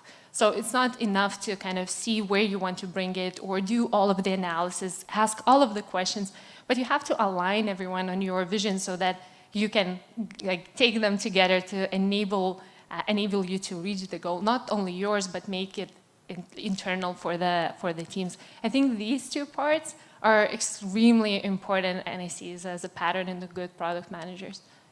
I do really remember you extremely passionate always about digital and everything technology, so that probably the burning side is very important. But then I also want to ask you, within your role, is it engineering, knowing engineering, does it excel you? Do you feel like you're lacking within there? Well, there are quite a few jokes when I started. So I was from marketing and some of the technology. Even though I was passionate and curious, I actually started my own school when I couldn't find the degree I wanted to take, because everything is full-time and I couldn't dedicate that. I collected multiple different people, and we had our own internal school once in a week where we gather and play with the technology, or multiple Arduino boards, or makey, doing all crazy stuff. I think that was very good times. That was it gave me area to kind of ask questions, and don't be afraid to ask stupid question. And this is what I'm not ashamed to ask stupid question. I think that's what really helps. If I'm lacking in engineering, of course I would benefit a lot, because of the specialty of the product that I have. It's very back-end, it's algorithms, it's data, it's not tangible, it's like in most cases nothing that you can see, but does it kind of create obstacle for me to be where I am, or like, is this the cap where I can reach? Definitely not. At the beginning you have to learn a lot, you ask questions and you make crazy questions. When I can remember, I still have some of those written for myself as a recall to laugh about, but it would help, but it's not a necessity. And probably that I'm leading the product group for 2 years already kind of proves that a little bit, that you can do it definitely for sure. Well, we have an engineer here, actually. So what defines a good engineer? What do you set it as a goal for yourself? And what is how do you know one is a senior, one is not? And yeah, how did you get to that point? Yeah, so I started very like traditional way. I joined university, although I never planned to study actually engineering. I wanted to study history or maybe arts, but the way brought me there. And okay, I thought I have 1 year, I maybe try it. So I could say that the start was really hard. I felt so stupid. I didn't know anything. It was so hard. It was really, really bad for me. How many men versus women, the ratio? Yeah, we had like 40 women in our class and 400 men, I think, like people in total. So it was a really, really low number, and but it didn't make much difference for me. I just enjoyed being there with those people around me. I really learned a lot from them. I get inspired. I even got a chance to go to CERN, which is we have this big collider on the border of Switzerland and France. So I was so in love with technology there. So I came back to Lithuania after my internship there. I started to search a job here, and I always dream big. So basically, I usually try to apply to the companies I love, which I think is something that I would like to work at, and sometimes you fail, sometimes you actually join and try to survive there, and that path probably also inspires me a little bit, because there I can learn from other very strong people and developers as well, so that is something that is driving me. So basically what I could say, that a good developer, not only front-end, but even not even developer, but just a specialist, should love what they do, be inspired from that, and also be very curious. And this curiosity will drive you wherever, like to the stars and back, probably. Yeah.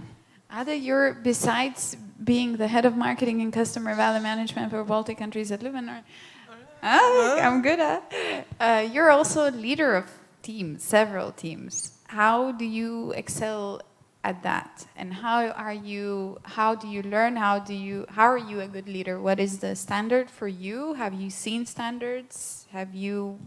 What do you find is your goal? Yeah, I've seen standards I don't want to follow, that you get inspired by those, definitely.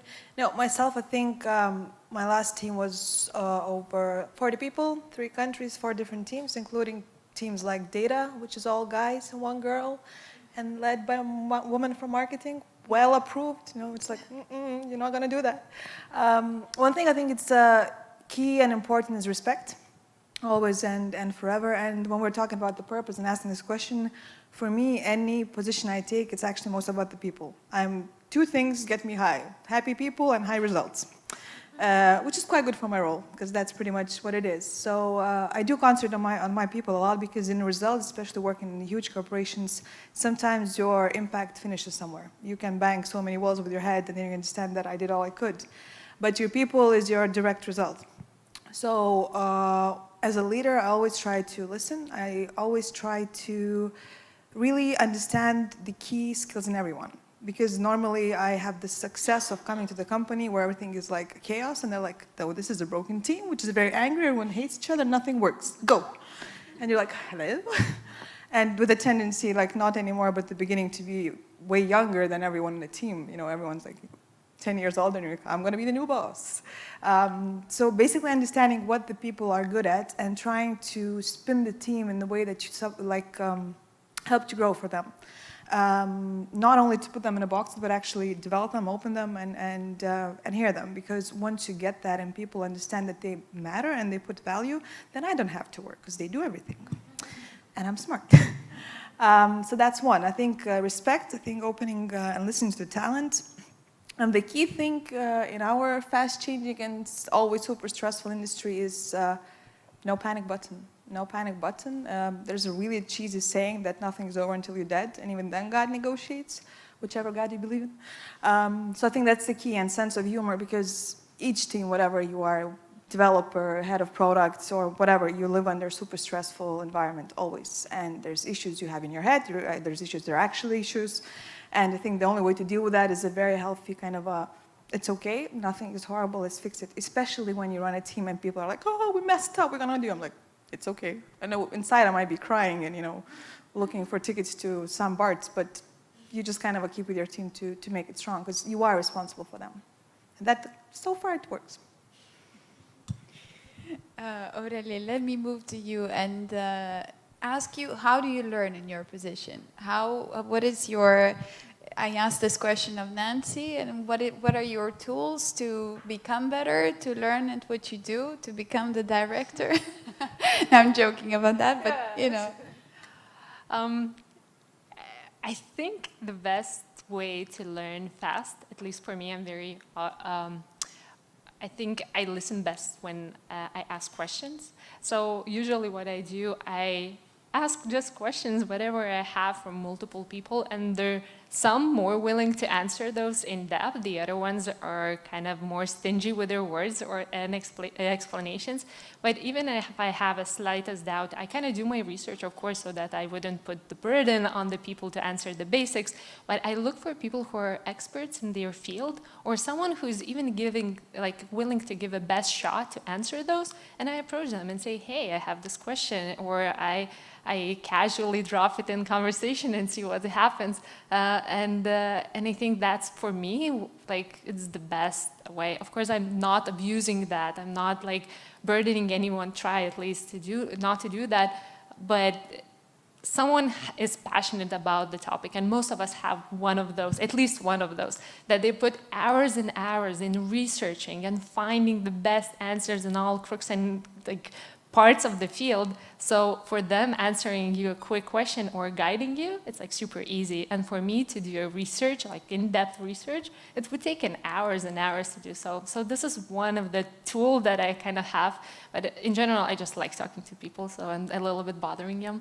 The other part, I really like all of the podcasts. I have my holy grail, what I do every morning, like before even I get to work, or I walk with my dog or something like that. So I listen to podcasts, and that doesn't necessarily have to be within my field. I see that in most of the cases I learn cross fields most. So I learn how the construction materials are extracted and what kind of pitfalls are there. And there's so many things that you can apply to your own work. So I think these two work the best for me. Books are something that I'm carrying with myself pretty much all of the time. But these happen to be not that academic. Books for me help to kind of tune my empathy skills and understanding different paths of humanity in general. So yeah, the first two are something I do every day. Maybe we can later ask your podcast shortlist. Actually, recently my friend was doing like a gift for her sister. It's not physical. She said, I'm doing a best shortlist of things that she should give it a try, like a set of experiences. So the list of podcasts was something in the gift as well. So I think that's kind of cool. That sounds really amazing.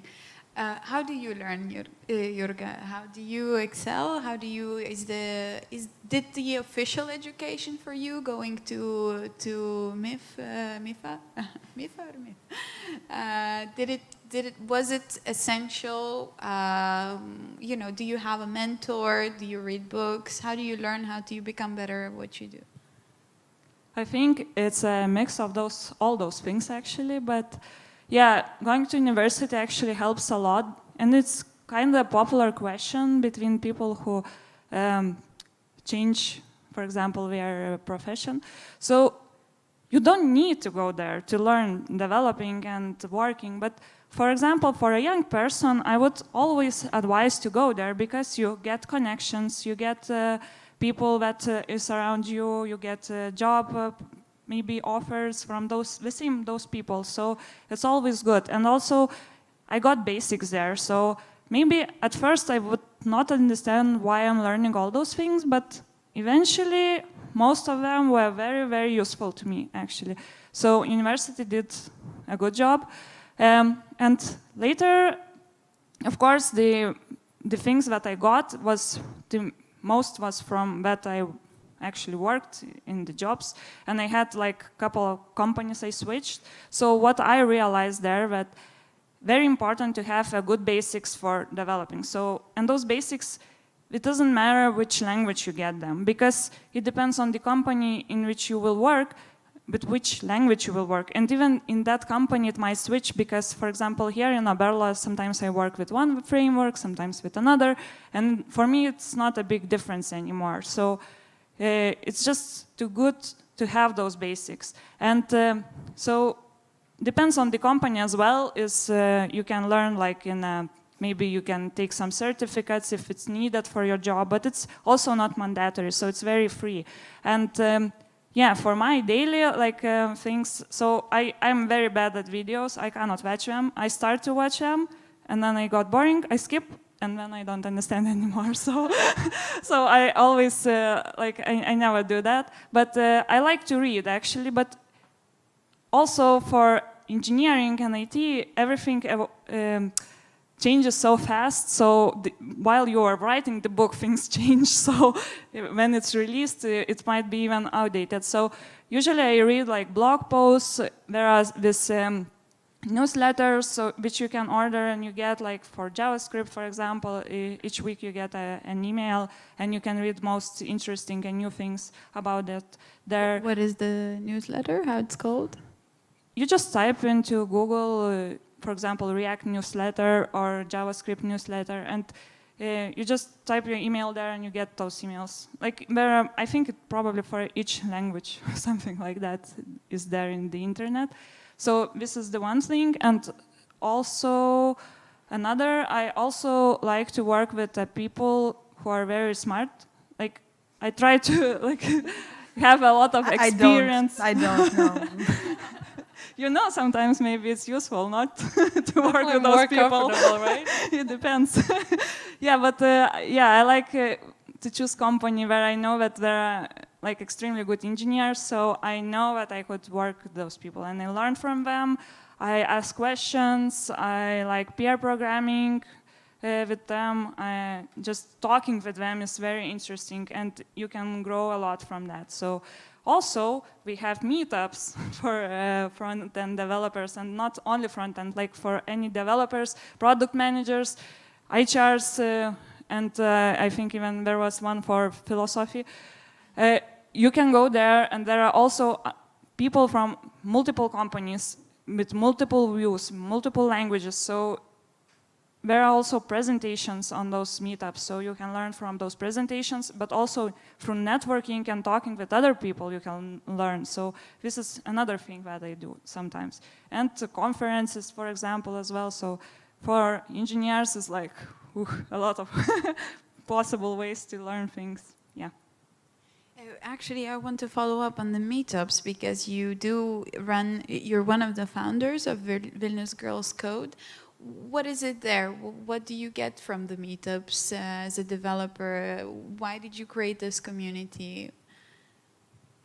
So we created this community together with my friend Laima.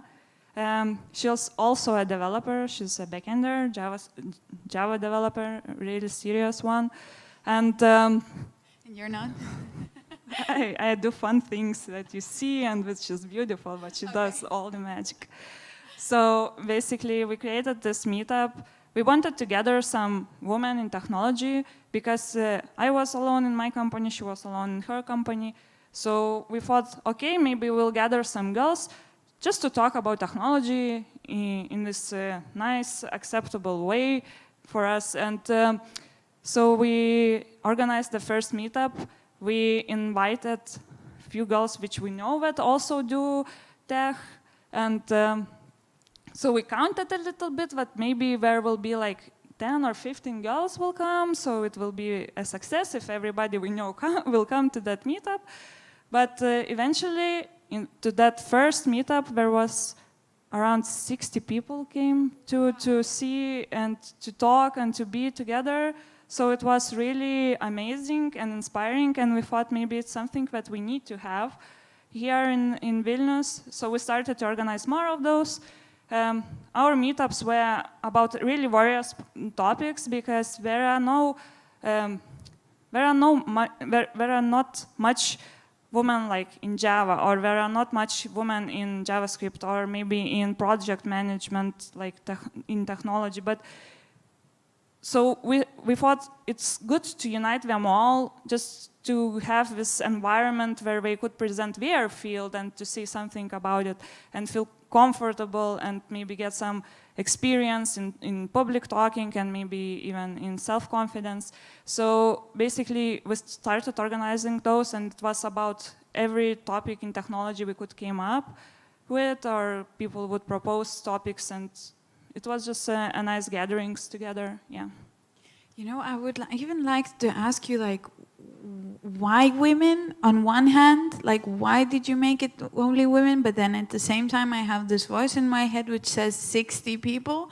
You know, like, does it really matter at the beginning, like, why you do this this way if at the end you get a result which is far bigger than you expected?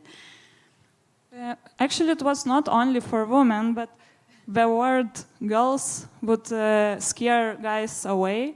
But time to time, we would say, hey, you have a good workshop, can we join? And of course, we would accept them. And we actually wanted them to come to those meetups because sometimes you just want to talk with guys as well and to see maybe how we think or how we feel inside this, maybe even to see what support you get in this meetup, because everybody would like salute you and would help you and would be so friendly.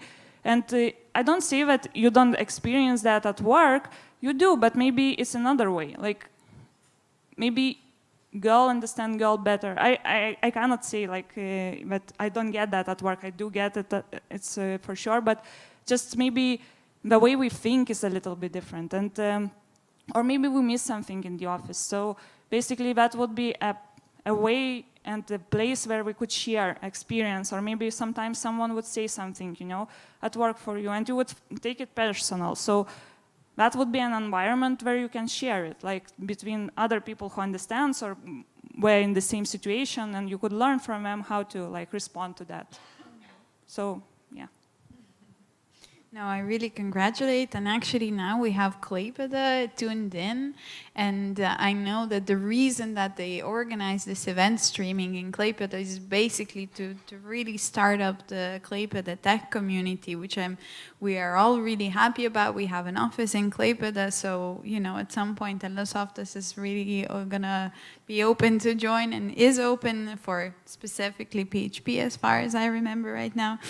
But yeah, and I think that this is a great example how you just do it. You just one day do it, and maybe, you know, what was the Noah conversation with God? You build it, they will come. Was that about the animals? Are you looking at me?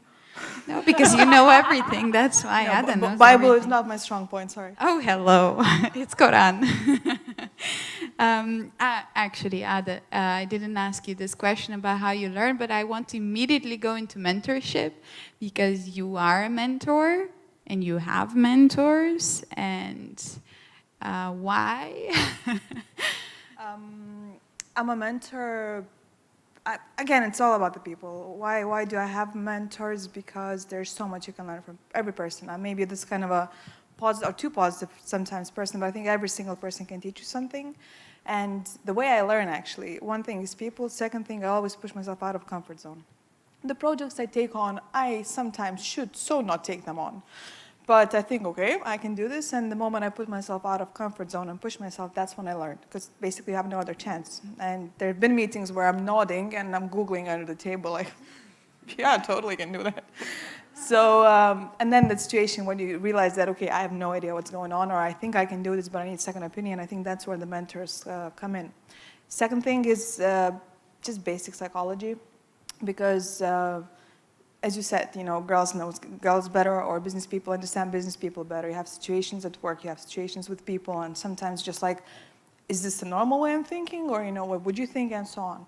And the same way works otherwise. When people come to you and they're like, look, I would just like appreciate your opinion or something like that. That's why I like to be a mentor. Also, I'm a coach, which the best thing about coaching was learning active listening, which I couldn't do. I was one of those people like, let me advise you. This is totally not my point, but so that's what I like about mentoring. It's basically, it's actually about us and our ego, because you don't teach the person nothing. He just talks to you and you just kind of reflect the same information he gives back to you. He's like, huh, so I can do it. I'm like, yes, because you just said it, you're smart. So it's about people, and then taken from other people as well. And well, actually, you had a very significant formal education. You had an EMBA at Stockholm School of Economics. Do you think, you know, going the formal route has been beneficial for you? Was it just, I've been there, done that, you know, look at me, or? No, actually, I think that's why it's EMBA. I'm a total practical learner. I have a bachelor's in like events and risk management, which I learned critical thinking thanks to UK, but if you ask what I learned out of skills, I don't know. Critical thinking I learned. That's why I chose the MBA. I was at the standpoint where with my kind of a social science bachelor, I needed to do mergers and acquisitions and things where financials came in, financial engineering, analytics, and I was literally like X-person said, like, oh my God. And I thought, okay, you know, EMBA is very practical learning about finances and stuff like that, which for me was dark forest. It was one of those things like, I'll jump in, I'll get it. Very official education, I'm a bit maybe, I would say if you want to be in academics, then and write articles, stuff like that, maybe it's a good way, especially if it's more academic science, to go and go deep into masters and so on. If it's practical learning and practical skill, nowadays where knowledge is everywhere, basically you can learn so much with so many courses, so many short educations, and actually whether it's marketing, digital marketing, whether it's technology, it just changes every single day. You wake up, there's something new. And as you said, you go to university and they sometimes still teach you, you know, core basics. So I think it depends on the way you learn. It's good for networking, definitely. It's good for some skills building, but depending on the type of learning and stuff, I'm actually, when I hire people, I don't take it as a, like, oh, I have 3 educations. Well, what do you know how to do? That's the question nowadays. And can I follow up, because we mentioned this, girls, the way we feel, the way the situation, it's kind of in the air, but it's not. You know, you've been in so many very male-dominated industries, aviation, to name one, finance, you know. Did you deal with the isms? Did you deal with the ageism, sexism? How did you deal with it? What would, you know, what would be your advice if you did?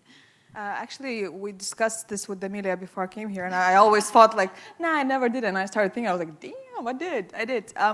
One thing is, you will always be stereotyped, because I am a bit kind of, I'm very outspoken, I'm uncomfortable, I'm saying the things I think, I question things, I'm not the person who's like, oh, okay, you don't mind, I'm gonna say. So you're kind of portrayed as like mannish woman, if you know what I mean. They're like, oh, you know, but she's different. She's like, she's this kind of woman. And I'm like, huh? But I never took it as a cause. I'm just like, I am what I am. And then actually, I told you about an example once when I was thinking about this, where in an organization I shall not mention, actually it was told to me, don't think like such a woman. And this is the moment where I went, I'm like, what do you mean? The cost was very simple. I offered a way that the marketing budget could fund itself. It's like, this is not marketing budget, this is our budget. Don't be such a girl, don't be such a woman. That's probably the one case where I honestly, like, it's hard to kind of throw me off, but I was like, I don't know how to respond to this. Other than that, to be in leadership position, that's the thing where you have to balance the way you have to be with your team, which may be a bit more nurturing in some ways, and the way you have to be with the management, where you have to be kind of a strong, opinionated in a way, and the bin situations, the way I deal with it, I probably kind of subconsciously ignore it. It sounds maybe bad, but I'm just like, go as a tank. Sense of humor always kind of helps. Somebody says something stupid, you just make them uncomfortable. It always works. I've actually heard that in one of the universities, there was a teacher that was saying girls cannot code. Like, don't give girls to code, they cannot do this. Have you ever dealt with this kind of attitudes? A teacher. I remember that there was also stereotypes, maybe at the university also a little bit, but there was actually cases which would approve stereotypes, so I cannot say, like, I would be angry if it would apply to me, something like that, like, so who did this homework? And I did this homework and everybody just took it from me. So I was like, what do you say? It was my code, please.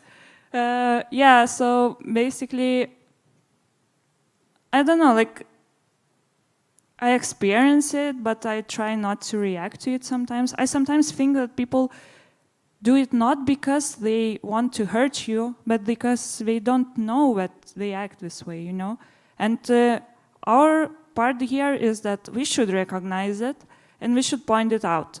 Like, we should know what is wrong, like, in the business. For example, I got once, don't be so emotional. And this is very, very bad thing to say to a woman. So basically I Googled this article, I sent to that guy and said, never say this again to me. Like, it's a really bad thing. So basically if you know and you recognize those situations, so you can actually work in this. But yeah, maybe there is also some kind of level which you reach. And for example, I don't know if you know this terminology, glass ceiling. You're good and you could go there, but you just can't. So basically, yeah, you can experience that as well. And it's that the higher you go, the most probably the bigger chances you get there. But also what I think that if there would be more women in technology, we would understand each other better, and we probably could help each other. Like, for example, I always would be alone in my company. So, for example, if someone would make a sexist joke like 5 years ago, I would probably say, haha, and would go with it. Now I would probably say, look, this is not appropriate. It's not acceptable. And also, I have like 3 other girls in my team. So I feel a lot of support from them as well. I can talk with them if I feel bad, if I have like a bad day, if I feel tired or something, I can just say how I feel, and I really get a lot of support, and they can advise me how to react, or maybe they can say if I overreacted or if it's actually a bad situation. Like, talking with women, it's really, really good and it's encouraging. So basically, I really think that if we would attend more women in this field, we would feel better here. Women go tech, huh? No, honestly, I'm extremely happy that we have these 3 examples here. We created this platform. We purposely asked all of our female colleagues that really are experts in their fields to lead the workshops. And I've noticed during this process that, first of all, it was very easy to find all of you guys. It was just, I knew Aurelia is in one of the most successful director of products in one of the most successful Lithuanian startups. Jurga, senior web developer, international company. She's creating all the websites, as she said. You know, and Ada as well, and international career. And it was really easy to gather this panel. And then at the same time, I know it would have been more difficult when in TeleSoftas, right after this panel, we're going to have 8 workshops within all the fields within, say, creating a product, including soft skills as well. It would have been a challenge to get some girls to lead the workshops if we wouldn't have said, this is a platform for women this time. Women are going to share their experience and their expertise to women. And I'm very, very thankful for you tonight that you came here, that you shared, and thank you for answering my questions. And now let's move to the audience questions. Are there any choices? I think my slide was slightly outdated. No questions. No questions at all. We have 10 minutes. Well, maybe some question from the audience here. Yes?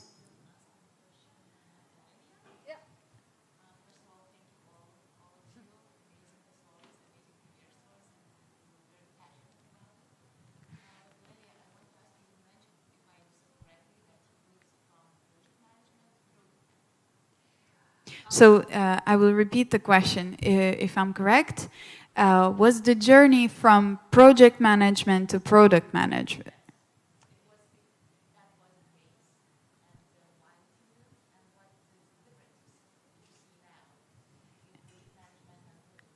And what is the difference between project management and product management? So I wouldn't say I moved from project management. It was more of the path of like either country management, but basically there's like so many projects throughout my career that it's definitely part of something I've been doing in quite significant part. Moving to product management, what's the difference? Like project management, you have a client, you have the deliverables, you have like on time, on budget, within like certain scope, and this is what you deliver. And in most cases, it's like one time or continuous if it's like several projects, right?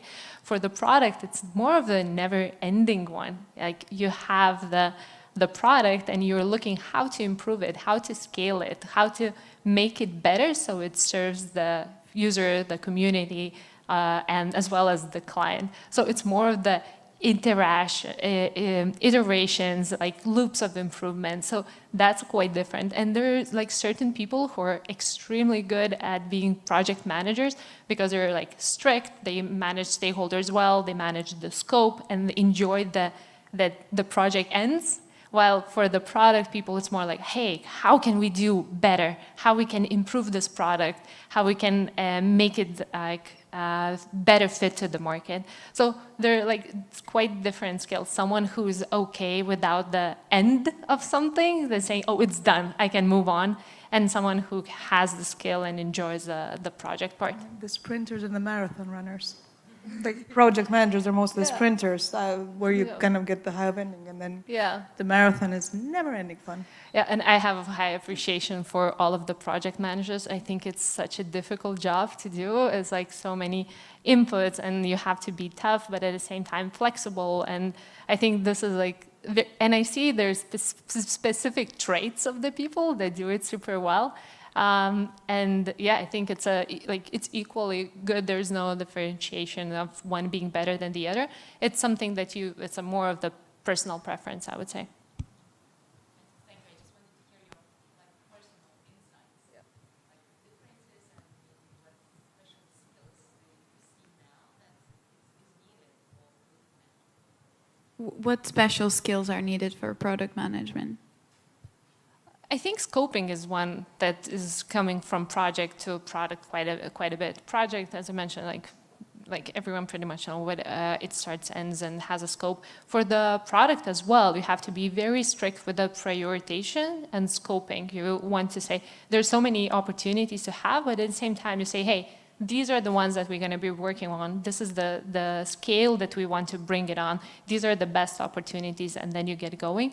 And at the same time, you have to include all of the people who can contribute. This is a project management, knowing the stakeholders as well. I think this is what helps me quite a bit, being strict on the timeline, on establishing procedures, how I want to work with my team, even though it doesn't have the end, but we kind of apply these structures that I think for me helps a lot, bringing the structure into work, into deliverables, and scoping what's going to happen, like what we're going to do. And Aurelia, you specifically, I'm getting a note that it's already coming to an end. Well, thank you very much. Once again, thank you for the audience. We're going to ask the question afterwards. And give a round of applause to the panelists.